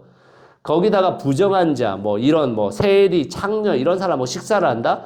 이건 다 잘못된 겁니다. 왜냐하면 여러분 구약의 율법에 의하면 정한 것과 부정한 것이 만나면 부정함이 되는 거예요. 그렇잖아요. 그래서 부정한 것들을 멀리 다 보내잖아요. 부정한 것들을. 정함과 부정이 만나면 부정하게 되는 것이 구약의 거룩의 습성입니다. 근데 그것을 뒤집어 엎은 게 누구냐면 예수님이시거든요. 정한 것과 부정한 것이 만났는데 그것을 정하게 만드는 거예요, 예수님은. 자, 이거를 어떻게, 그러면 왜 구약과 신약이 달라요? 이렇게 얘기할 수 있는데, 구약은요, 신앙을 처음 접한 자들의 이야기예요. 근데 신약은 그 신앙을 깊이 이해하고 성숙해 가는 사람들을 위한 게 많아요. 그래서 정한 것과 부정한 것의 만남 가운데 서로 다른 결과가 나오는 겁니다. 근데 유대인들은 거룩 구약을 믿고 있는 사람들이기 때문에 정한 것과 부정한 게 만나면 안 돼요. 다시 말하면 식사라는 것은 나하고 정말 아무나가 아니라 나하고 정말 알고 친한 사람만 식사를 하는 거예요. 특히 혼인잔치에 초대된 사람은요, 그 사람은 정말 내가 초대하고 싶은 사람을 초대하는 거예요. 근데 이 초대에 응하지 않는 것은 우리는 그냥 나 바빠서 못 가서 미안해 이런 게 아니에요, 여러분. 관계 끊겠다는 얘기예요. 관계 끊겠다는 얘기예요. 한 마을에서 같이 사는 사람들인데 그 사람들 안에서 내가 정말 지금 가장 중요한 혼인잔치를 여는데 내가 내 일 때문에 안 와? 그럼 관계 끊겠다는 얘기란 말이에요. 그러니까 지금 이 말이 뭐냐면 하나님과 유대인 사이에 하나님께서 하나님의 나라로 그들을 초대했는데 하나님의 나라를 함께 이루어가자고 초대했는데 이 사람들이 거부한 거예요. 그러면 이제부터 하나님과 나는 관계없어 이런 말이거든요. 그래서 하나님께서 그 주인이 지금 다른 사람들 화가 나잖아요. 지금 막 화가 나가지고 다른 사람한테 확대시켜 준 겁니다. 그래서 여러분 우리가 그런 어떻게 보면 전제를 가지고 이 본문을 읽어야 그 본문이 이해가 되는데 지금의 우리로 상황으로 말하면 뭐 바쁘면 안 갈 수 있지 뭐 이런 거잖아요. 그런 게 아닙니다. 지금. 자, 그래서 이제 위로이기도 하지만 후반은 경고다. 왜냐하면 들어올 수 있대. 모든 사람에게 열었어요. 그런데 그 열었지만 예복을 입은 사람만 들어올 수 있는 겁니다. 예복을 입었다라는 것은 다시 말하자면 우리 제가 저 뒤에다 써놨는데 그 뒷장에다가 써놨나? 그 139페이지에 보면 예복은 하나님 나라 백성의 삶이다. 그렇게 써놨습니다. 여러분 우리가 요한계시록에 보면 흰옷 입은 백성 이런 말들 나오잖아요. 그게 여러분 우리가 흰옷 입었다는 게 아니에요. 그게 순결한 백성, 거의 말하면 하나님의 신부로서 예수 그리스도의 신부로서 순결한 교회, 순결한 백성 이런 말이잖아요. 마찬가지입니다. 여기서 예복을 갖춰 입었다라는 그런 거예요. 그러니까 다시 말하면 예복을 갖춰 입지 않으면 어떻게 되는 거예요? 못 들어가는 거예요. 하나님의 나라에, 하나님의 혼인잔치에, 그 하나님이 개최하신 혼인잔치에. 근데 우리는 그런 거를 배제시켜 놓는 겁니다. 못 들어간다라는 생각을 안 갖는 거예요. 와, 우리 모두에게 열려졌어. 아, 우리는 구원받을 수 있어. 이렇게 생각하는 거예요.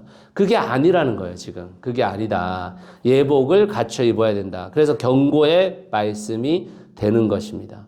그래서 여러분, 거기 제가 그 137페이지로 다시 돌아오셔서 초청을 받은 것이 1번에 그 작은 1번 위쪽으로 한번 보세요. 초청을 받은 것이 중요한 것이 아니라 그 초청에 어울리는 삶을 살고 있는가가 핵심이다.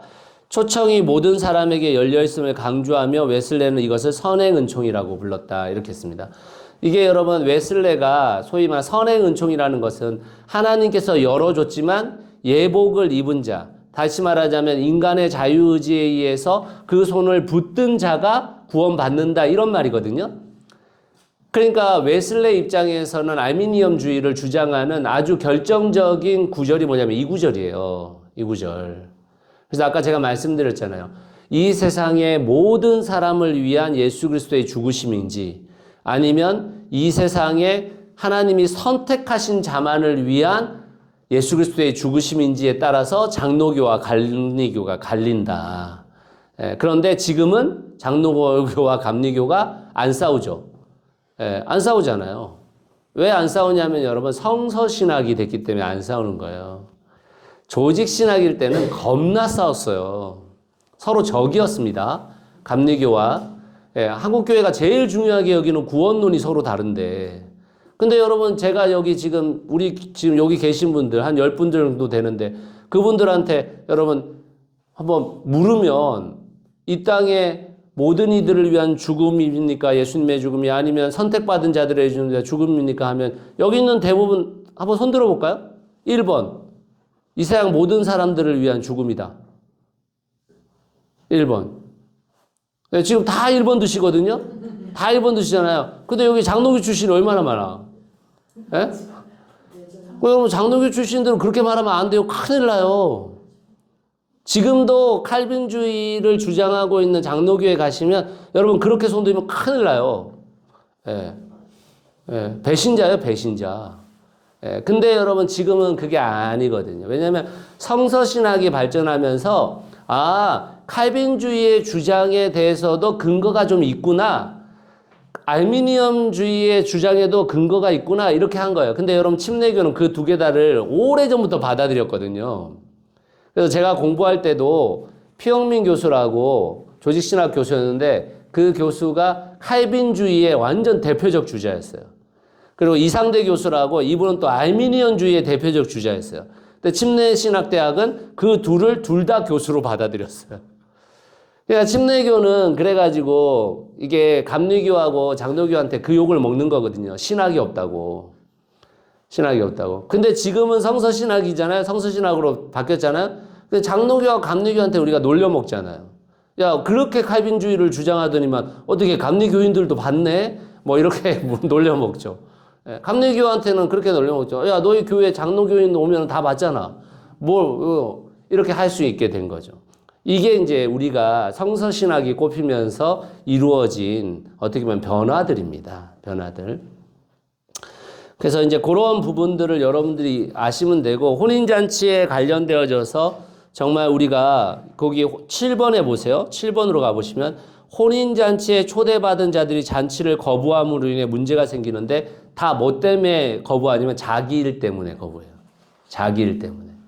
여러분 우리가 하나님의 나라를 왜 이뤄가지 못하냐면요. 다 자기 일 때문에 그런 거예요. 자기 일 때문에. 자기의 우선순위가 다르기 때문인 겁니다. 그래서 결국 우리가 이 땅에 하나님께서 우리에게 초대하신 하나님의 나라를 이뤄가려면요. 결국 자기 일의 우선순위를 둬서는 안 되는 상황이 돼버리는 거예요. 그게 참 어렵죠. 사실은. 이 복잡한 세상 속에서 야, 이렇게 살 수 있을까? 이런 고민들이 많이 들잖아요. 사실. 저도 듭니다. 여러분만 뭐 드는 게 아니고 저도 마찬가지예요. 저도. 예. 굉장히 이게 오히려 과거였으면 좀 더 쉬웠었겠다 이런 생각이 들 때가 있거든요. 물론 과거에 계셨던 분들은 그렇게 생각 안 하시겠지만 예. 지금은 너무 복잡단단한 세상이 돼가지고요. 이게 쉽지가 않아요. 정말. 예. 제가 요번에 이제 뭐 보령 지역, 예산 지역 카나복 때문에 어제 이렇게 다녔거든요. 근데 여러분, 보령 지역에 있는 교회에 그 교회도 그렇고 예산 지역도 그 교회들만 주일학교 학생들이 뭐 한쪽은 10명, 한쪽은 한 15명 정도 있다고 하더라고요. 그 일대에서 주일학교가 운영되어지는 게 그 교회들밖에 없대. 예. 그게 이제 예를 들면, 시골, 뭐 사실 보령과 예산을 시골이라고 말하기는 좀 어렵잖아요, 이제는. 그럼, 아직도 시골인가요? 하여튼. 근데 여러분, 그런 교회들이 우리가 생각할 때 이런 거거든요. 젊은이들이 없어서 그렇다. 젊은 사람들이 없어서 그렇다. 이렇게 생각하잖아요. 근데 여러분, 그것도 아니야, 또. 학교에는 또 애들이 있어. 그러니까 이게 부모 세대 자체가 40대 뭐 이렇게 30대 40대 부모 세대들이요. 더 이상 교회라는 것에 관심을 갖지 않아요. 교회에. 예. 신앙에 별로 관심이 없어요. 관심이. 여러분 뭐 열심히 거의 대부분 맞벌이래요. 그 동네에 사는 사람들이. 맞벌이로 일주일 내도록 일하다가 주말 되면은 애들하고 놀아주기도 해야 되고, 뭐 어떻게라도 해봐야 되고 이러잖아요. 그러니까 사실 주일에 교회를 온다? 이런 게 이제 더 이상 메리트가 전혀 없는 상황이 돼버린 겁니다. 그러면 우리가 어떻게 해야 될까를 또 고민해야 되겠죠. 아무튼 이제 그런 부분들을 여러분들이 좀 이해하고, 이 하나님 나라의 관련돼서 혼인잔치의 이야기는 여러분들이 좀 보시면 될 것 같습니다. 10번의 맨 마지막에 보면 잔치에는 있고자 하면서도 하나님 나라 백성의 삶을 거부하는 사람들이 생겨지는 겁니다. 뭐 많죠. 지금 신앙인들 중에는. 그런 부분들이. 자, 그 다음에 2번, 가이사에게 세금을 바쳐야 하는가? 여러분, 이 세금 문제에 관련돼서는 제일 이슈가 되는 게 뒷장에 보시면 7번이에요, 7번. 자, 과거에는 여러분, 이 가이사에게 세금을 바쳐야 되느냐 말아야 되느냐의 이 내용을 어떻게 해석했냐면, 정교 분리의 입장에서 정치는 정치대로, 교회는 교회대로 이렇게 대부분 다 번역을 했습니다. 그런데 이 번역을 깨트린 사람이 누구냐면, 우리나라의 김세훈 박사예요. 김세훈 박사. 그래서 지금까지 한국 교회의 신학자들 중에서 세계적으로 인정을 받은 사람이 김세훈 박사밖에 없어요, 우리나라에. 김세훈 박사. 근데 김세훈 박사가 어떻게 인정받게 됐느냐? 이것 때문에 인정받게 된 거예요. 이 해석 때문에. 김세훈 박사의 해석은 뭐냐면 형상이라는 단어에 집중한 겁니다. 그래서 가이사의 형상이 그려져 있는 것은 가이사에게 보내라. 가이사 형상이 그려져 있는 게 뭐예요? 돈이죠. 동전이잖아요. 그건 가이사에게 보내. 하나님의 형상이 그려져 있는 것은 다 하나님께 순종하라. 이런 말이에요. 그러면 가이사가 하나님의 형상에 포함됩니까? 안 포함됩니까? 되는 거예요. 그러니까 가이사가 아무리 정치적인 뛰어난 왕 지도자라 할지라도 하나님의 그 권한 안에 있다. 이 말을 한 거라는 거예요. 그 해석 때문에 김세훈 박사가 세계적인 신학자로 인정받게 된 겁니다. 근데 여러분, 이 해석이 가는 그 순간 어떤 일이 발생하는 거냐면 한국교회는 이 해석을 안 받아들여요. 지금도. 대부분 90% 이상의 교회가 이런 해석을 말하지 않습니다. 이걸 왜 여러분 해석을 받아들이지 않는지를 생각해 보셔야 돼요. 결국엔 여러분 이게 어떤 것을 깨트리는 거냐면 과거에 본인들이 했던 모든 것들을 깨트리는 게 돼버리는 거예요. 본인들이 주장했던 것들을. 이게 굉장히 무서운 거거든요. 정교 분리의 이야기들을 깨트리는 일들이 벌어지잖아요. 그러니까 정교 분리가 깨트려지면 결국에 교회 안에서 어떤 정치적인 부분에 대해서 나서고 이런 것들에 대해서 말을 안 할 수가 없는 상황이 벌어지는 거죠. 여러분, 한국 교회의 대부분의 교회들, 그러니까 지금도 마찬가지죠. 이 시국 안에서도 정치 이야기를 일절 꺼내지 않는 사람들이 70% 이상입니다. 한국 교회의 지금 교회들이. 그리고 한 20%가 극우적인 상황에서 이야기를 하고 있는 거고, 한 10%가 소위 말하면 옳고 그름의 문제로서 윤석열 대통령의 탄핵에 대해서 이야기하고 있는 상황들이라고 보시면 됩니다. 70%는 다 입 다물고 있어요, 여러분. 다. 예. 근데 이제 그 입 다무는 사람들 중에서 또 이제 이게 장기화되니까 막 갑자기 설교 시간에 준비도 안 된 상황에서 막 튀어나왔잖아요. 그래서 요번에 뭐 베이직 교회 그 조정민 목사인가, 거기도 사실은 스타 목사거든요. 거기가 잘잘법을 통해 가지고 굉장히 스타된 목사님이에요. 근데 요번에 뭐 계몽령 얘기부터 시작해 가지고 또 뭐 그거보다 더 나쁜 게 뭐냐면 우울증 환자에 대한 이야기들을 했어요.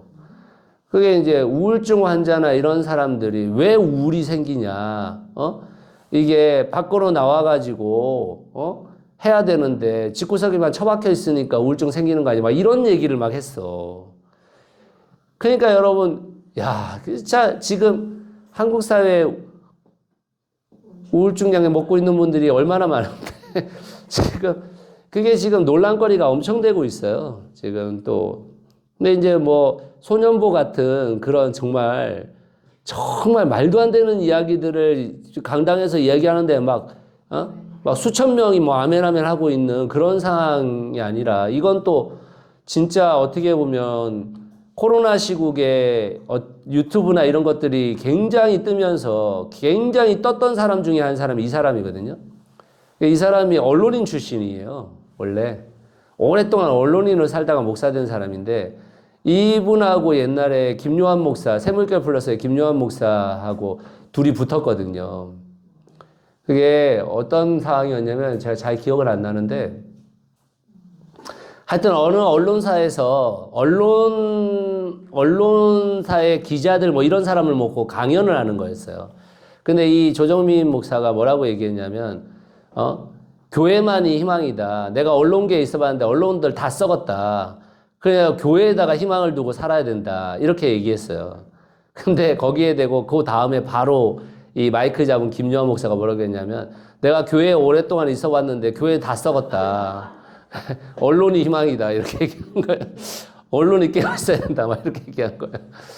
근데 여러분, 이분이 사실은 이제 이런 게 나타나는 거거든요. 결국에는 이게 장기화될수록 굉장히 많은 부분에서 자기의 어떻게 보면 생각들이 드러나게 되잖아요. 그런 상황들이 지금 이제 펼쳐지고 있는 건데, 그런 이야기들을 하고 있는 사람들에게 있어서 또는 하지 않고 있는 사람들에게 있어서 이 이야기들에 대한 다른 해석들은 굉장히 어떻게 보면 이게 위험한 해석인 거예요. 위험한 해석. 그래서 여러분, 우리가 로마서 13장에 관련되어져서 하늘이 세운 권세에 대해서 복종하라라는 말이 나오는데, 여러분 그 말이 결국에는 뭐가 우선순위인지를 사람들이 잊고 얘기한 거거든요. 근데 예를 들면 그런 거예요, 여러분. 하늘이 이 세상에 권세를 준다. 그래서 복종하라. 그 말이 결국에는 어떨 때는 그 사람이 어떻더라도 하늘이 준 권세니까 뭐라고 하지 마. 이렇게 얘기되는 거예요. 근데 한국교회 안에서는 그게 일관성이 없거든요. 예. 뭐 박근혜 씨가 대통령일 때나 뭐 윤석열 씨가 대통령일 때는 그렇게 얘기해요. 하늘이 주신 권세니까 절대 반대하지 말고 이렇게 얘기하는데, 또 노무현이나 문재인이 또 잡았을 때는 또 그게 또 바뀌어. 그러니까 이게 일관성이 없는 거거든요. 여러분, 이게 일관성이 없는 게 가장 큰 문제예요, 사실은. 하려면 일관성 있게나 해야 되는데 그게 안 되는 거예요. 근데 여러분, 그 본문은 철저하게 뭐가 우선순위냐면 하늘이 주신 권세이기 때문에 그 권세를 하늘의 뜻대로 행하라는 게 1순위예요. 그렇게 행할 때 너희는 복종하라는 거예요.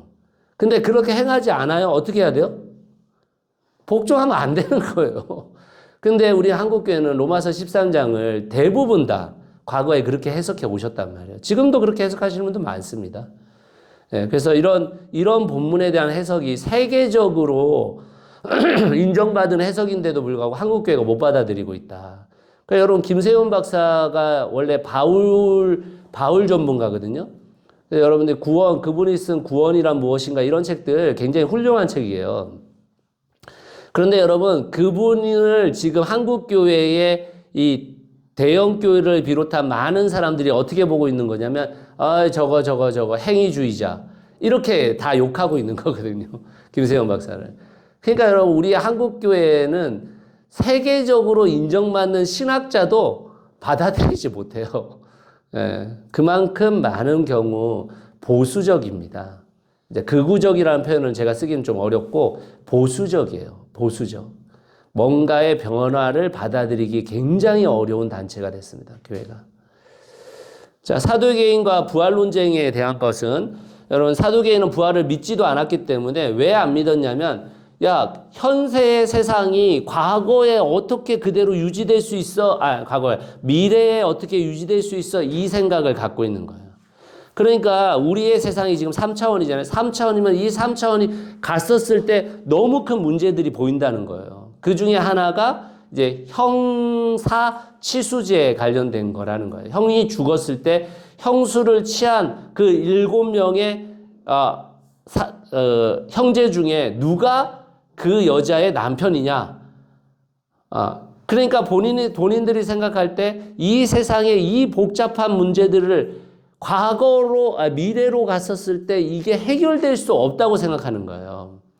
그래서 여러분, 이 사두개인적인 생각을 갖고 있는 한국 그리스도인들이 너무 많거든요. 그게 무슨 말이냐면, 여러분, 지금은 그렇게 많지는 않지만 옛날에는 천국 갔다 왔다는 분들 되게 많았잖아요. 근데 여러분, 그 천국 갔다 왔다는 분들이 하는 얘기를 들으면 다 3차원 그대로예요. 지금의 이 세상을 그대로 갖다 놓은 거예요. 이대로 갖다 놓은 거. 여러분, 그렇게 해서는 해석이 안 됩니다. 해석이 안 돼요.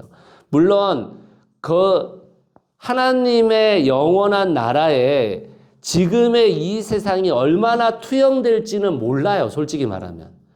근데 많은 신학자들의 이야기 속에서도 예를 들면 이 세상이 만들어낸 아름다운 예술이나 이런 것들이 그 하나님의 나라에 투영될 것인가 라는 것에 대해서는 예스를 말하는 사람들이 더 많아요.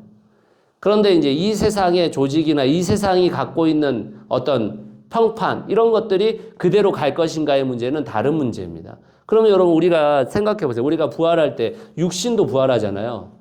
그러면 여러분, 어느 때의 모습으로 우리가 부활했으면 좋겠습니까? 제일 이쁠 때? 제일 이뻤을 때? 그러면 여러분, 이게 현세에 투영이 된다라는 것이 되면은 가장 고통스러워하는 사람들이 누구냐면 장애인의 부모들이에요. 장애인들은 어떻게? 이런 생각이 들잖아요. 근데 이제 여러분, 이게 하나님의 차원과 우리의 차원이 다르기 때문에 왜 성경에 미래에 이루어질 하나님의 나라에 대한 이야기가 상세히 안 써 있냐면 결국 하나님의 차원과 우리의 차원이 다르기 때문에 이해할 수 없기 때문에 그래 놓은 거예요. 그래서 예를 들면 그런 거예요. 장애를 가져온 사람들이 그때는 우리가 발로 걷지 않고 날아다닐 수 있으면 장애를 가진 게 무슨 상관이 있겠어요? 응? 우리는 지금 뭐 얼굴이 이쁘다, 뭐 못생겼다, 뭐 그런 이야기들을 많이 하는데 그 관점 그대로가 아닌 거죠. 모든 사람이 하나님의 형상으로 창조된 것이 완성되는 거잖아요. 모든 인식 속에. 그러니 거기 안에서 잘생겼다 못생겼다가 있을 가능성이 없죠. 그러면 여러분, 성형한 분들은 어떻게 되는 거예요?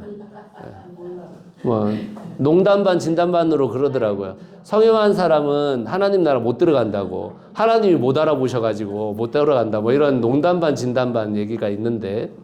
계명한 사람. 계명이요? 계명은 하나님이 이름 지어주는 게 아니니까요. 네네. 네, 그래서 여러분, 우리가 자꾸 이게 하나님의 나라를 상상하고 꿈꾸는 것은 맞는데 그걸 원리적으로 꿈꿔야지, 이걸 뭐 이렇게 현상적으로 자꾸 꿈을 꾸게 되면요, 여러분, 이게 맞지가 않아요. 맞지가. 그래서 그런 면에 있어서 이 부활 논쟁이 계속되는데 지금 예수님께서 뭐라고 얘기하는 거예요? 너희는 성경도 모르고 하나님의 능력도 알지 못한다 이렇게 얘기하고 있는 거예요. 예. 오해하고 있다 이렇게 얘기하고 있는 거죠. 그래서 우리가 부활에 있어서도 우리가 어떤 하나님의 나라를 꿈꾸면서 하나님의 나라의 원리를 적용시켜서 어떤 세상을 이뤄갈지에 대한 부분들은 우리가 당연히 고민하고 꿈꿔야 되는 것이지만 그 안에서 이루어지는 현상적인 부분들이 어떻게 될 것인가에 대한 것들은 사실은 논하기가 어렵습니다. 성경상으로 보면. 다만 이제 성경에서 요한계시록에 그런 거 있잖아요. 뭐 이렇게 보석으로 치장돼 있고 막 이런 얘기들이 나오잖아요. 그게 여러분 이제 그런 거를 우리가 보통 어떻게 보는 거냐면 이 세상에서 가장 아름다운 것들로 인간들이 알아듣게 표현한 것으로 보는 겁니다. 하나님의 자기 낮추심의 한 부분이라고 할 수 있습니다. 자, 그 다음에 4번 가장 큰 계명. 가장 큰 계명은 여러분 구약에서 가장 큰 계명은 사실은 10계명이잖아요. 10계명의 1계명부터 4계명은 하나님을 사랑하는 것이고 5계명부터 10계명까지는 이웃을 사랑하는 거예요. 그것을 신약이 사랑이라는 하나로 묶어낸 겁니다. 묶어낸 거예요. 그래서 이제 보통 기독교의 가장 큰 진리는 뭐냐? 사랑이라고 표현하는데 근데 여러분 제가 자주 말씀드립니다. 우리가 지금 인식하고 있는 사랑과 성경이 설명하고 있는 사랑이 달라요.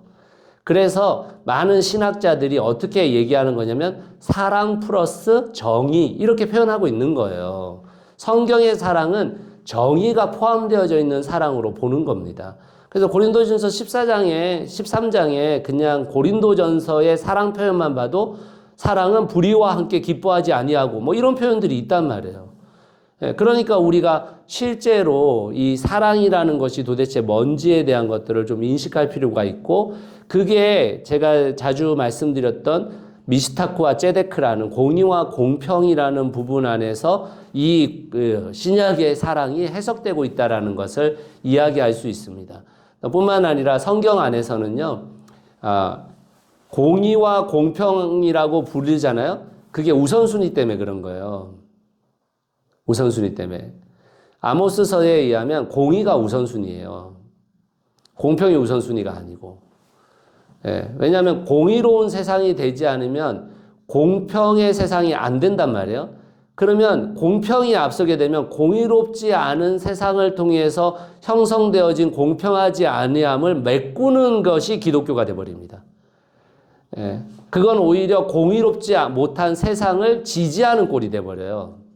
그래서 아모스서를 기반으로 공의가 우선권을 갖고 있는 겁니다. 근데 한국교회는 공의는 못 찾죠. 공의를 만들어내는 게 진짜 어렵거든요. 결국 여러분 공의가 이루어지려면 기득권자들이 포기를 해야 돼요. 포기를. 근데 포기를 못 하잖아요. 이 나라 가운데. 그러니까 여러분 이 나라의 기득권자들이 공의로운 세상을 위해서 자기의 기득권을 포기하는 세상이 올 거라는 기대를 여러분 그런 꿈까지 꾸시는 거는 참 어려울 것 같고요. 우리 안에서 그런 꿈을 꿔야 돼요. 우리 안에서. 그래서 그걸 여러분들이 보시면 되고 그리스도와 다윗의 자손 관련되어져서 계속 왕에 대한 이야기들이 그러니까 마태복음은 왕의 후손으로서의 예수 그리스도를 이야기하는 것이고 또 어떻게 보면 다윗과 같은 순종에 제가 말씀드렸죠. 창세기 18장 19절, 사무엘하 8장 15절, 그 다음에 사도행전 1장 3절, 사도행전 28장 31절 이 네 구절을 알면 하나님의 인간을 향한 목적이 무엇인지가 밝혀진다. 그 구절들 4개 제가 자주 설명드렸습니다. 그게 소위 말하면 아브라함의 그 계승자로서의 다윗이 그 공의와 공평의 하나님의 나라를 이뤘다고 사무엘하 8장 15절이 기록하고 있는 겁니다. 여러분 우리가 이제 이런 거예요. 우리는 과거에 우리의 신앙의 관점이 예를 들면 창세기 하나만을 봐도 이렇게 생각하는 와 하나님이 어떤 방법으로 창조를 하셨을까? 뭐 며칠 만에 창조하셨을까? 인간을 어떤 방법으로 창조하셨을까? 이런 거에 찬반의 가치를 두었단 말이에요. 우리가 자꾸. 근데 여러분, 그건 여러분들이 아무리 따져봐도 몰라요. 우리가 사실. 그러니까 어디에 관점을 가지냐면 하나님은 이 세상을 왜 창조하셨을까에 관심을 가져야 되는 겁니다. 하나님은 인간이라는 존재를 왜 만드셨을까에 관심을 가져야 돼요. 그게 여러분 하나님의 목적이에요. 근데 우리는 목적은 관심 없고 자꾸만 그 문자 안에서 이게 사실일까 아닐까, 여기에 반대하는 것은 잘못된 거야, 이런 생각을 자꾸 갖는 거거든요. 그래서 제가 팩트 체크가 중요한 게 아니라고 말씀드리잖아요. 그 의미가 뭔지가 중요하다라고 얘기하잖아요. 그래서 여러분 우리가 자꾸 뭘 물어야 되냐면 하나님께서 교회를 왜 세우셨을까? 하나님께서 왜 우리 인간을 창조하셨을까? 하나님은 왜 이 땅 가운데 이 창조물들을 만드셨을까? 이 왜를 자꾸 물으셔야 됩니다. 왜를. 그러니까 왜가 없으면 우리는 사실은 그 목적을 발견하고 하나님의 백성답게 살기가 어려워요. 자, 그래서 여러분 한번 보시면 좋을 것 같고요. 마무리, 교리적 해석의 안기가 성경을 이해하는 눈을 가릴 수 있음을 기억하라. 그러니까 우리는 사실 교리적 해석이 이미 많이 돼 있기 때문에, 그래서 사실은 성경을 이해하는 눈이 많이 가려져 있습니다. 성경을 여러분들이 좀 공부하고 계시는데 이 공부를 통해서 성경을 이해하는 관점들을 좀 넓히셔야 돼요. 자꾸 지경을 넓히셔야 됩니다. 좁히면 안 돼요, 여러분. 좁히면. 어떤 주장에 대해서는 좀 넓힐 필요가 있으세요. 다만 우리가 살아가는 삶에 대해서는 좀 좁힐 필요가 있죠. 근데 우리는 삶은 굉장히 넓혀놓고 어떻게 보면 시각은 굉장히 좁혀놓는 이런 선택을 하는 경우가 너무 많습니다. 그러지 않으셨으면 좋겠다, 이런 생각이 듭니다. 자, 22장 혹시 질문 있으면 질문 받겠습니다. 목사님 저기 알레고리에 대해서 얘기하셨는데 알레고리가 아니고 알미니즘. 저기 혼인잔치에서 이 말씀에 상응한 모든 요소들이 있으므로 알레고리로 보아요. 그 알레고리요? 네네네. 네네네. 혼인잔치나 알레고리라는 말씀이 있죠. 비유가. 네네. 비유적인 해석이라는 말이고요. 그러니까 알레고리적 해석은 그 안에 숨겨진 뜻이 있다라는 겁니다. 근데 제가 지난번에 말씀드렸듯이 성경을 알레고리적으로만 해석하면 큰 문제입니다. 그렇지만 또 알레고리로 해석되는 것도 있는 거예요. 근데 이제 이런 혼인잔치나 아까 무화과 나무나 이런 것들은 알레고리적 해석이 맞죠. 그 안에 숨은 의도가 있으니까. 아니 이제 이 예복을 못 입고 잔치에 참여한 사람들이 막 아무나 막 불려 와가지고 앉아 있는데 네네. 입을 시간을 안 주신 거 아니까 뭐 알레고리적으로 해석하면 뭐 이런 생각이 제가 좀 들어가지고. 네, 그 알레고리적 해석 가운데서 백성의 삶을 요구하는 거냐면 삶의 시간을 다 줬다는 뜻이 되는 거잖아요. 그러니까 우리의 삶의 시간을 다 주고 있는 겁니다. 어떻게 보면. 여기 안에서는 지금 혼인잔치만으로 보면 초대해놓고 나서 몇 시까지 와, 그때까지 예복 입고 와, 이렇게 보이지만 그게 이제 알레고리적 해석으로 얘기하자면 혼인잔치에 참여할 수 있는 예복 자체가 어떻게 보면 하나님께 순종하는 삶이니까, 그러면 우리의 삶의 모든 시간을 다 허락해 주신 거죠. 그렇게 볼 수 있을 것 같습니다. 네, 또 질문 있으시면. 자, 23장. 목사들이 제일 싫어하는 본문입니다. 네. 그래서 목사들이 이 본문 가지고 성도들한테 잘하라고 설교하고 있는데 그건 진짜 잘못된 방향성이죠. 그래서 제가 여러분들한테 지금 뭐 이렇게 얘기하는 것 자체가 사실은 좀 이상한 얘기인데, 그러니까 여러분 여기에서 타락하고 부패한 종교 지도자들에 관련되어진 것들을 여러분이 읽어보시고 나서 지금의 현대의 종교 지도자들과 비교를 해보실 필요가 있어요. 그러면 여러분 다 걸리거든요. 안 걸리는 게 없어요. 안 걸리는 게. 예, 지금 이 종교 지도자들에 대한 문제는 정말 어떻게 할 수가 없습니다. 이게 특히 힘을 가진 종교 지도자들은요, 이걸 뭐 여러분 진짜 말도 안 되는 일들이 벌어지는데요. 그 진짜 말도 안 되는 일들이 그냥 아무렇지도 않게 벌어져요. 예. 제가 뭐 최근에 침례교회 총회장 선거 관련돼서도 여러분들하고 잠깐 나누기도 했지만 진짜 이게 우와 이게 말도 안 되는 얘기인데 말도 안 되는 얘기인데 벌어졌어요. 근데 그 벌어진 것을 어떻게 하는 줄 아세요? 그대로 또 받아들여요. 저는 그게 놀라웠어요. 그렇게 반대하고 싸워가지고 서로 가운데 이게 막 불의에 막 맞서가지고 싸웠는데, 근데 여러분, 그 불의가 이겼단 말이에요? 그거에 대해서 그 전 총회장을 비롯해서 다 받아들여요. 그걸. 이야, 이건 대박 아닙니까? 대박.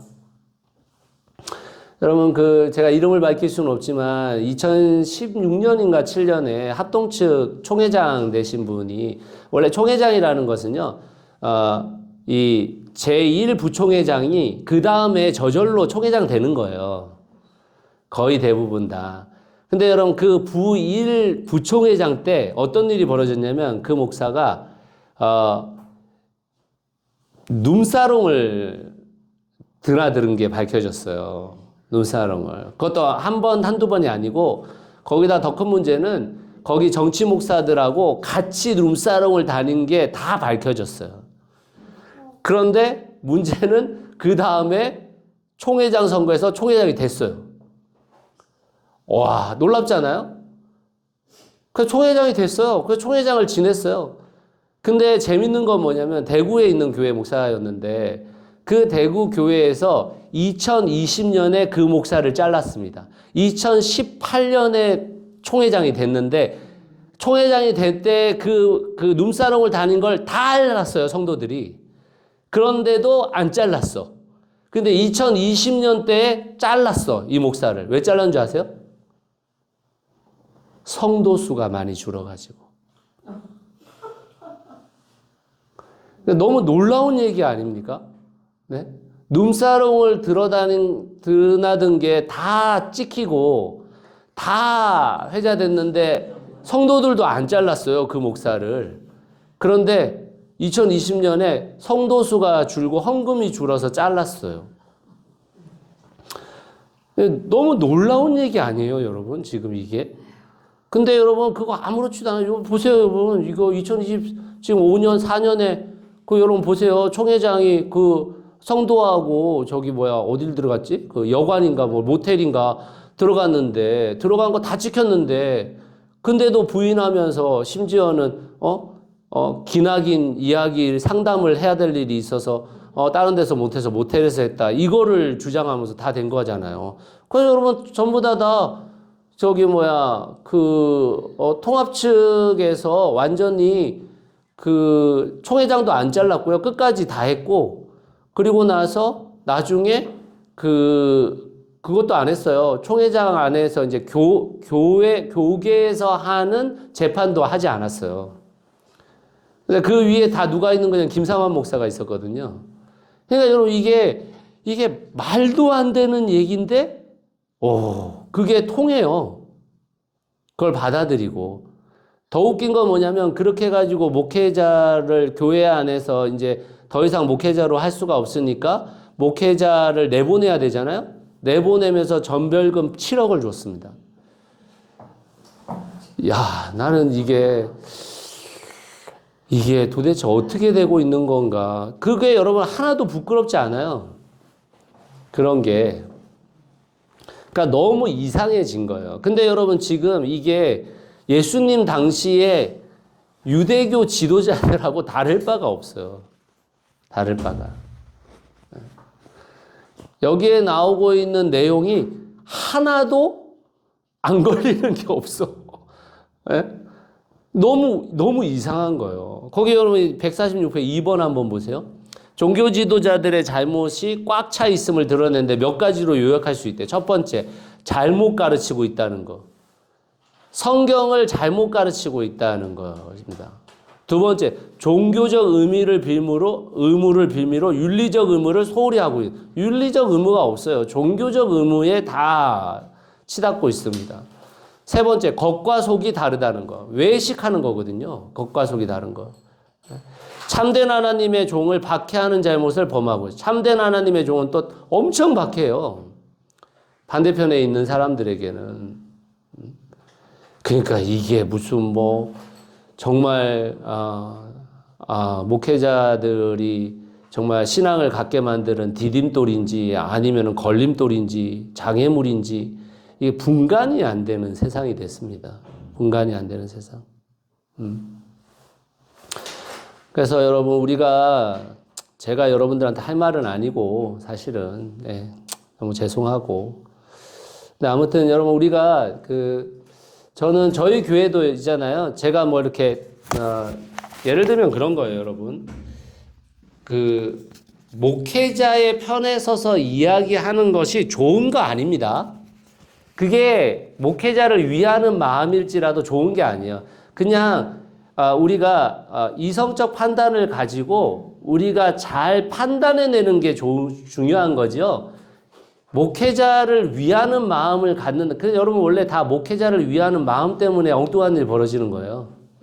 그래서 여러분 목회자를 위한다라는 개념을 자꾸 갖지 마세요. 그런 게 필요한 게 아니고요. 그냥 목회자도 하나의 인생으로서 하나님 앞에 잘 서 있어야 된다. 그렇지만 문제가 생기면 그것에 대해서 우리가 잘 지적하고 잘 살아갈 수 있도록 도와야 된다. 이 정도인 거지. 목회자가 완벽하지 않습니다. 완벽하지도 않을 뿐더러 뭐 하나님의 대리자 이런 건 말도 안 되는 얘기고요. 그냥 하나님의 말씀을 가르치는 그 선상 안에 여러분들에게 서 있고 또 그걸 잘 가르쳐야 되는 사람이어야 되는 거지. 그걸 또 엉뚱하게 가르치면 여러분들이 반대해야 돼요. 반대해야 돼요. 그래서 어떤 일들을 결정할 때도 목회자를 좀 위하는 마음 이런 것들로 하는 게 아니고 그냥 여러분들이 좀 이렇게 이성적 판단에 의해서 우리가 결정하고 있는 부분들에 있어서 이런 방향성들을 가지고 이야기해야 되는 거지. 여러분 자꾸 목회자를 위하는 버릇 자체가 나쁜 거예요. 오히려. 여러분 저는 이제 제가 오랜 시간 어릴 때도 목사 아들로 살았잖아요. 그러니까 여러분 저는 과거의 목회자들의 전행들을 어릴 때부터 봤어요. 그러니까 여러분 지금은 좀 부흥사 이런 사람들이 많이 줄어들긴 했지만 과거에 부흥사들 엄청 많았잖아요. 여러분 옛날에 부흥사들 오면 연합부흥사들 연합교회 해가지고 부흥사 오면 어떻게 했는지 아세요? 네? 이쁘장한 여자 집사님들 시켜가지고 그 호텔방 모텔방에다가 다 팬티부터 갈아입을 새 팬티, 새 옷 이거 다 깔아놨어요. 그리고 그거를 뭐 부교육자나 사역자나 이런 사람이 한 게 아니고요. 이쁘장한 여자 집사님 데려다가 그거 시키고 그리고 여자 집사님 전화번호를 줘가지고 목사님들 그 부흥사들이 전화해가지고 필요한 거 있으면 가져오라고. 그 호텔방 모텔방에. 그런 거 다 했었어요, 여러분. 지금은 그나마 우리가 도덕적 의식이 조금 발전해가지고 지금은 좀 그런 것들을 지향하고 안 하고 있지만 사실은 우리들의 목회자에 대한 생각들이 별로 변하지 않았어요. 그런 걸 안 할 뿐이지. 좋은 거 아닙니다, 여러분. 목회자는 하나님의 종이잖아요. 제가 그거 아니라고 했죠. 여러분 다 우리는 하나님의 종이에요.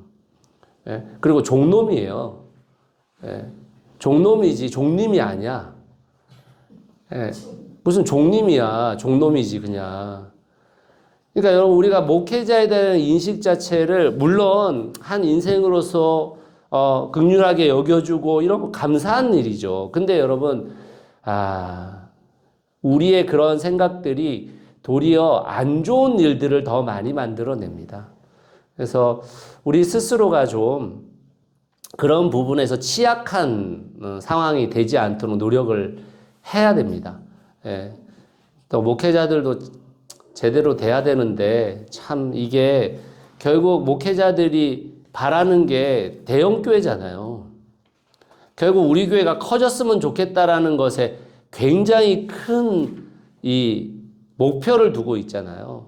그러니까 여러분 그 목표를 바꾸지 않는 한 결국에 한국교회에는 소망이 별로 없어요. 아무리 작은 교회도 다 대형교회 되고 싶은 거거든요, 지금. 예. 근데 그게 아니라는 걸 성도님들이 그런 방향성이 아니다라는 것을 주장하고 나가야 됩니다.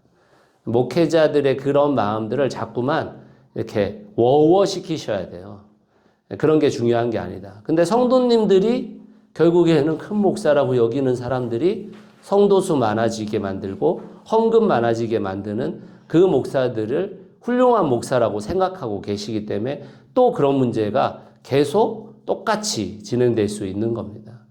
그래서 좀 한번 여러분들이 쭉 한번 읽어보시고, 제가 뭐 여러분들한테 막 뭘 얘기하기가 쉽지가 않아요. 그런데 12번 한번 보시면 옛날이나 지금이나 그 148번 옛날이나 지금이나 하나님의 사랑이 감당하게 되는 사람이 감당하게 되는 고난과 핍박의 현실이 있는데 정말 그때 그 좁은 길을 걸어갈 수 있어야 되는 거죠.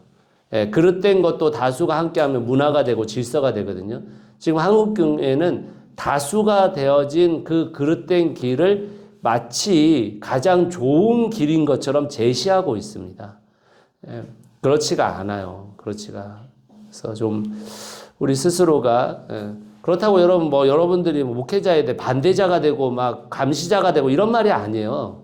그런 말 그냥 형제 자매인 거예요. 같이 우리가 같이 가족된 사람들이잖아요. 하나님 안에서. 그런데 우리가 뭐 목회자를 막 감시해야 된다. 이런 생각을 가지신 분도 제가 보면 문제가 너무 심각해. 뭘 또 감시까지 하고 있어. 네.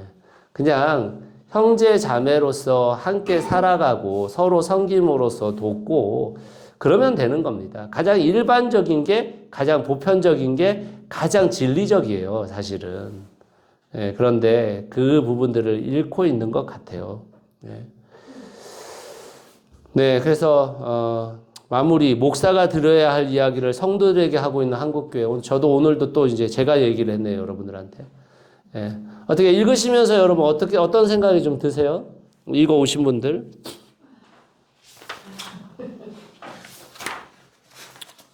만민중앙교회를 왜 담임 목사를 목자라고 해요? 네? 목자? 예. 왜요? 성경에 목자장이잖아요. 예수님이. 예. 그래서 네, 네. 예. 이상한 거죠. 이단이잖아요.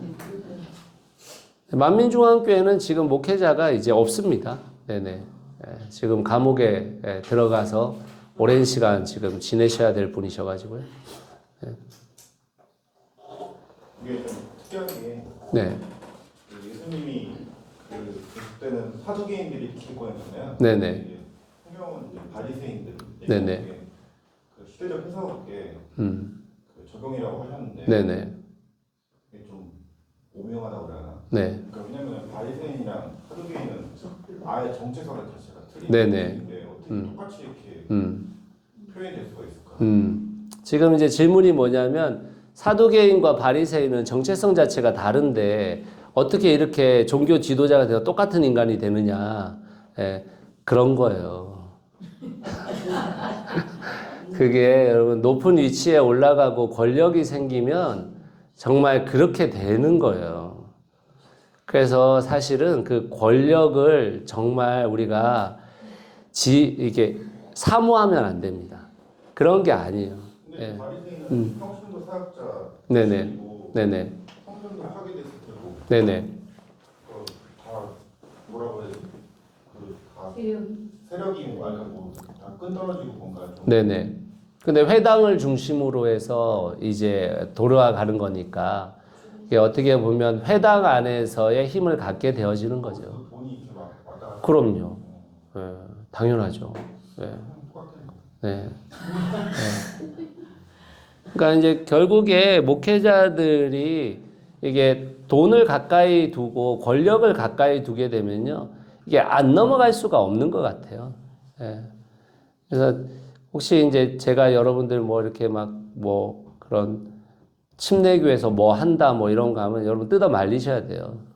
이런 거 하면 안 돼. 그건 아예 하면 안 되는 거야. 하면 안 되는 거. 그래서 부정 목사님 저기들을 다 총상이 되면 아이고 그런다고 하면 그렇게 됩니다. 자, 노재수자매님 뭐라고 말씀하셨죠? 까지 총장이 되면 네. 어떤 힘이 아, 총회장이 되면 어떤 힘이 생기냐고요? 그래서 감투적으로 예. 하려고 하는 예.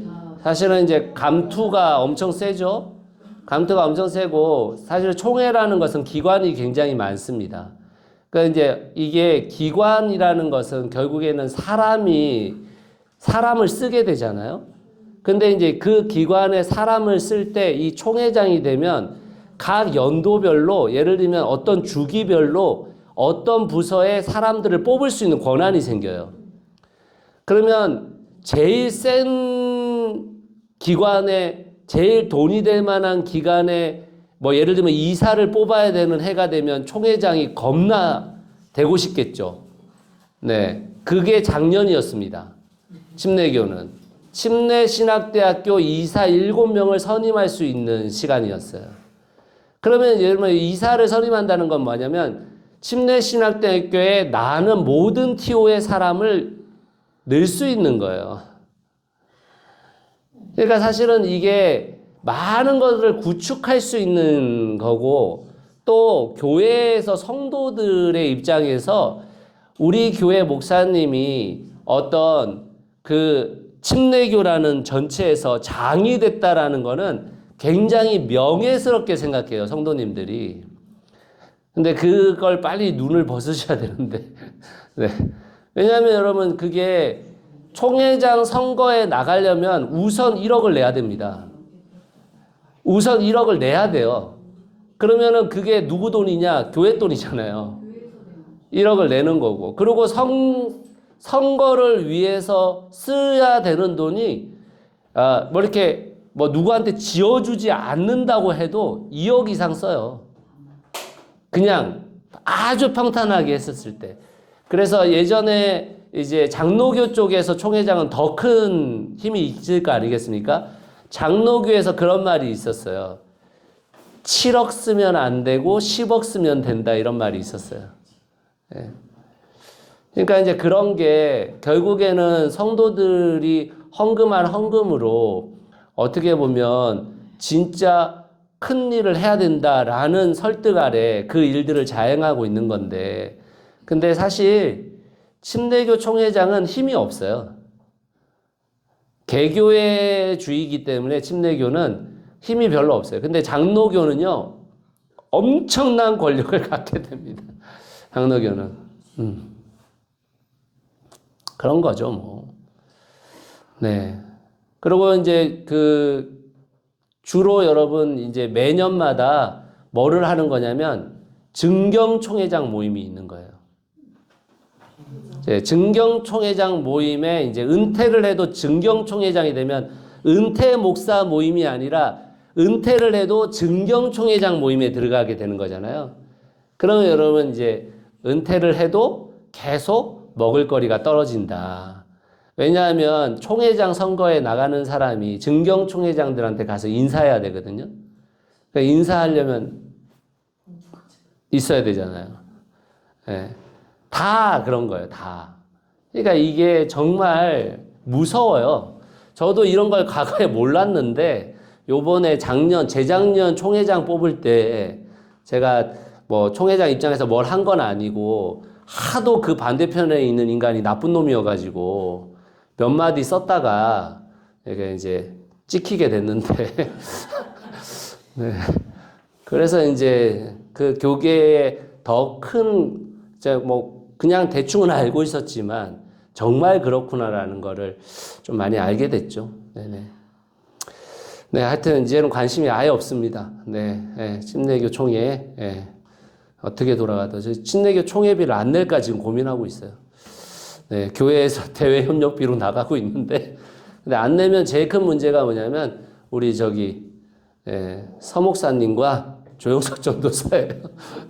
네, 안수 받고 지금 뭐 이런 게 안 되니까. 네, 그래서 예?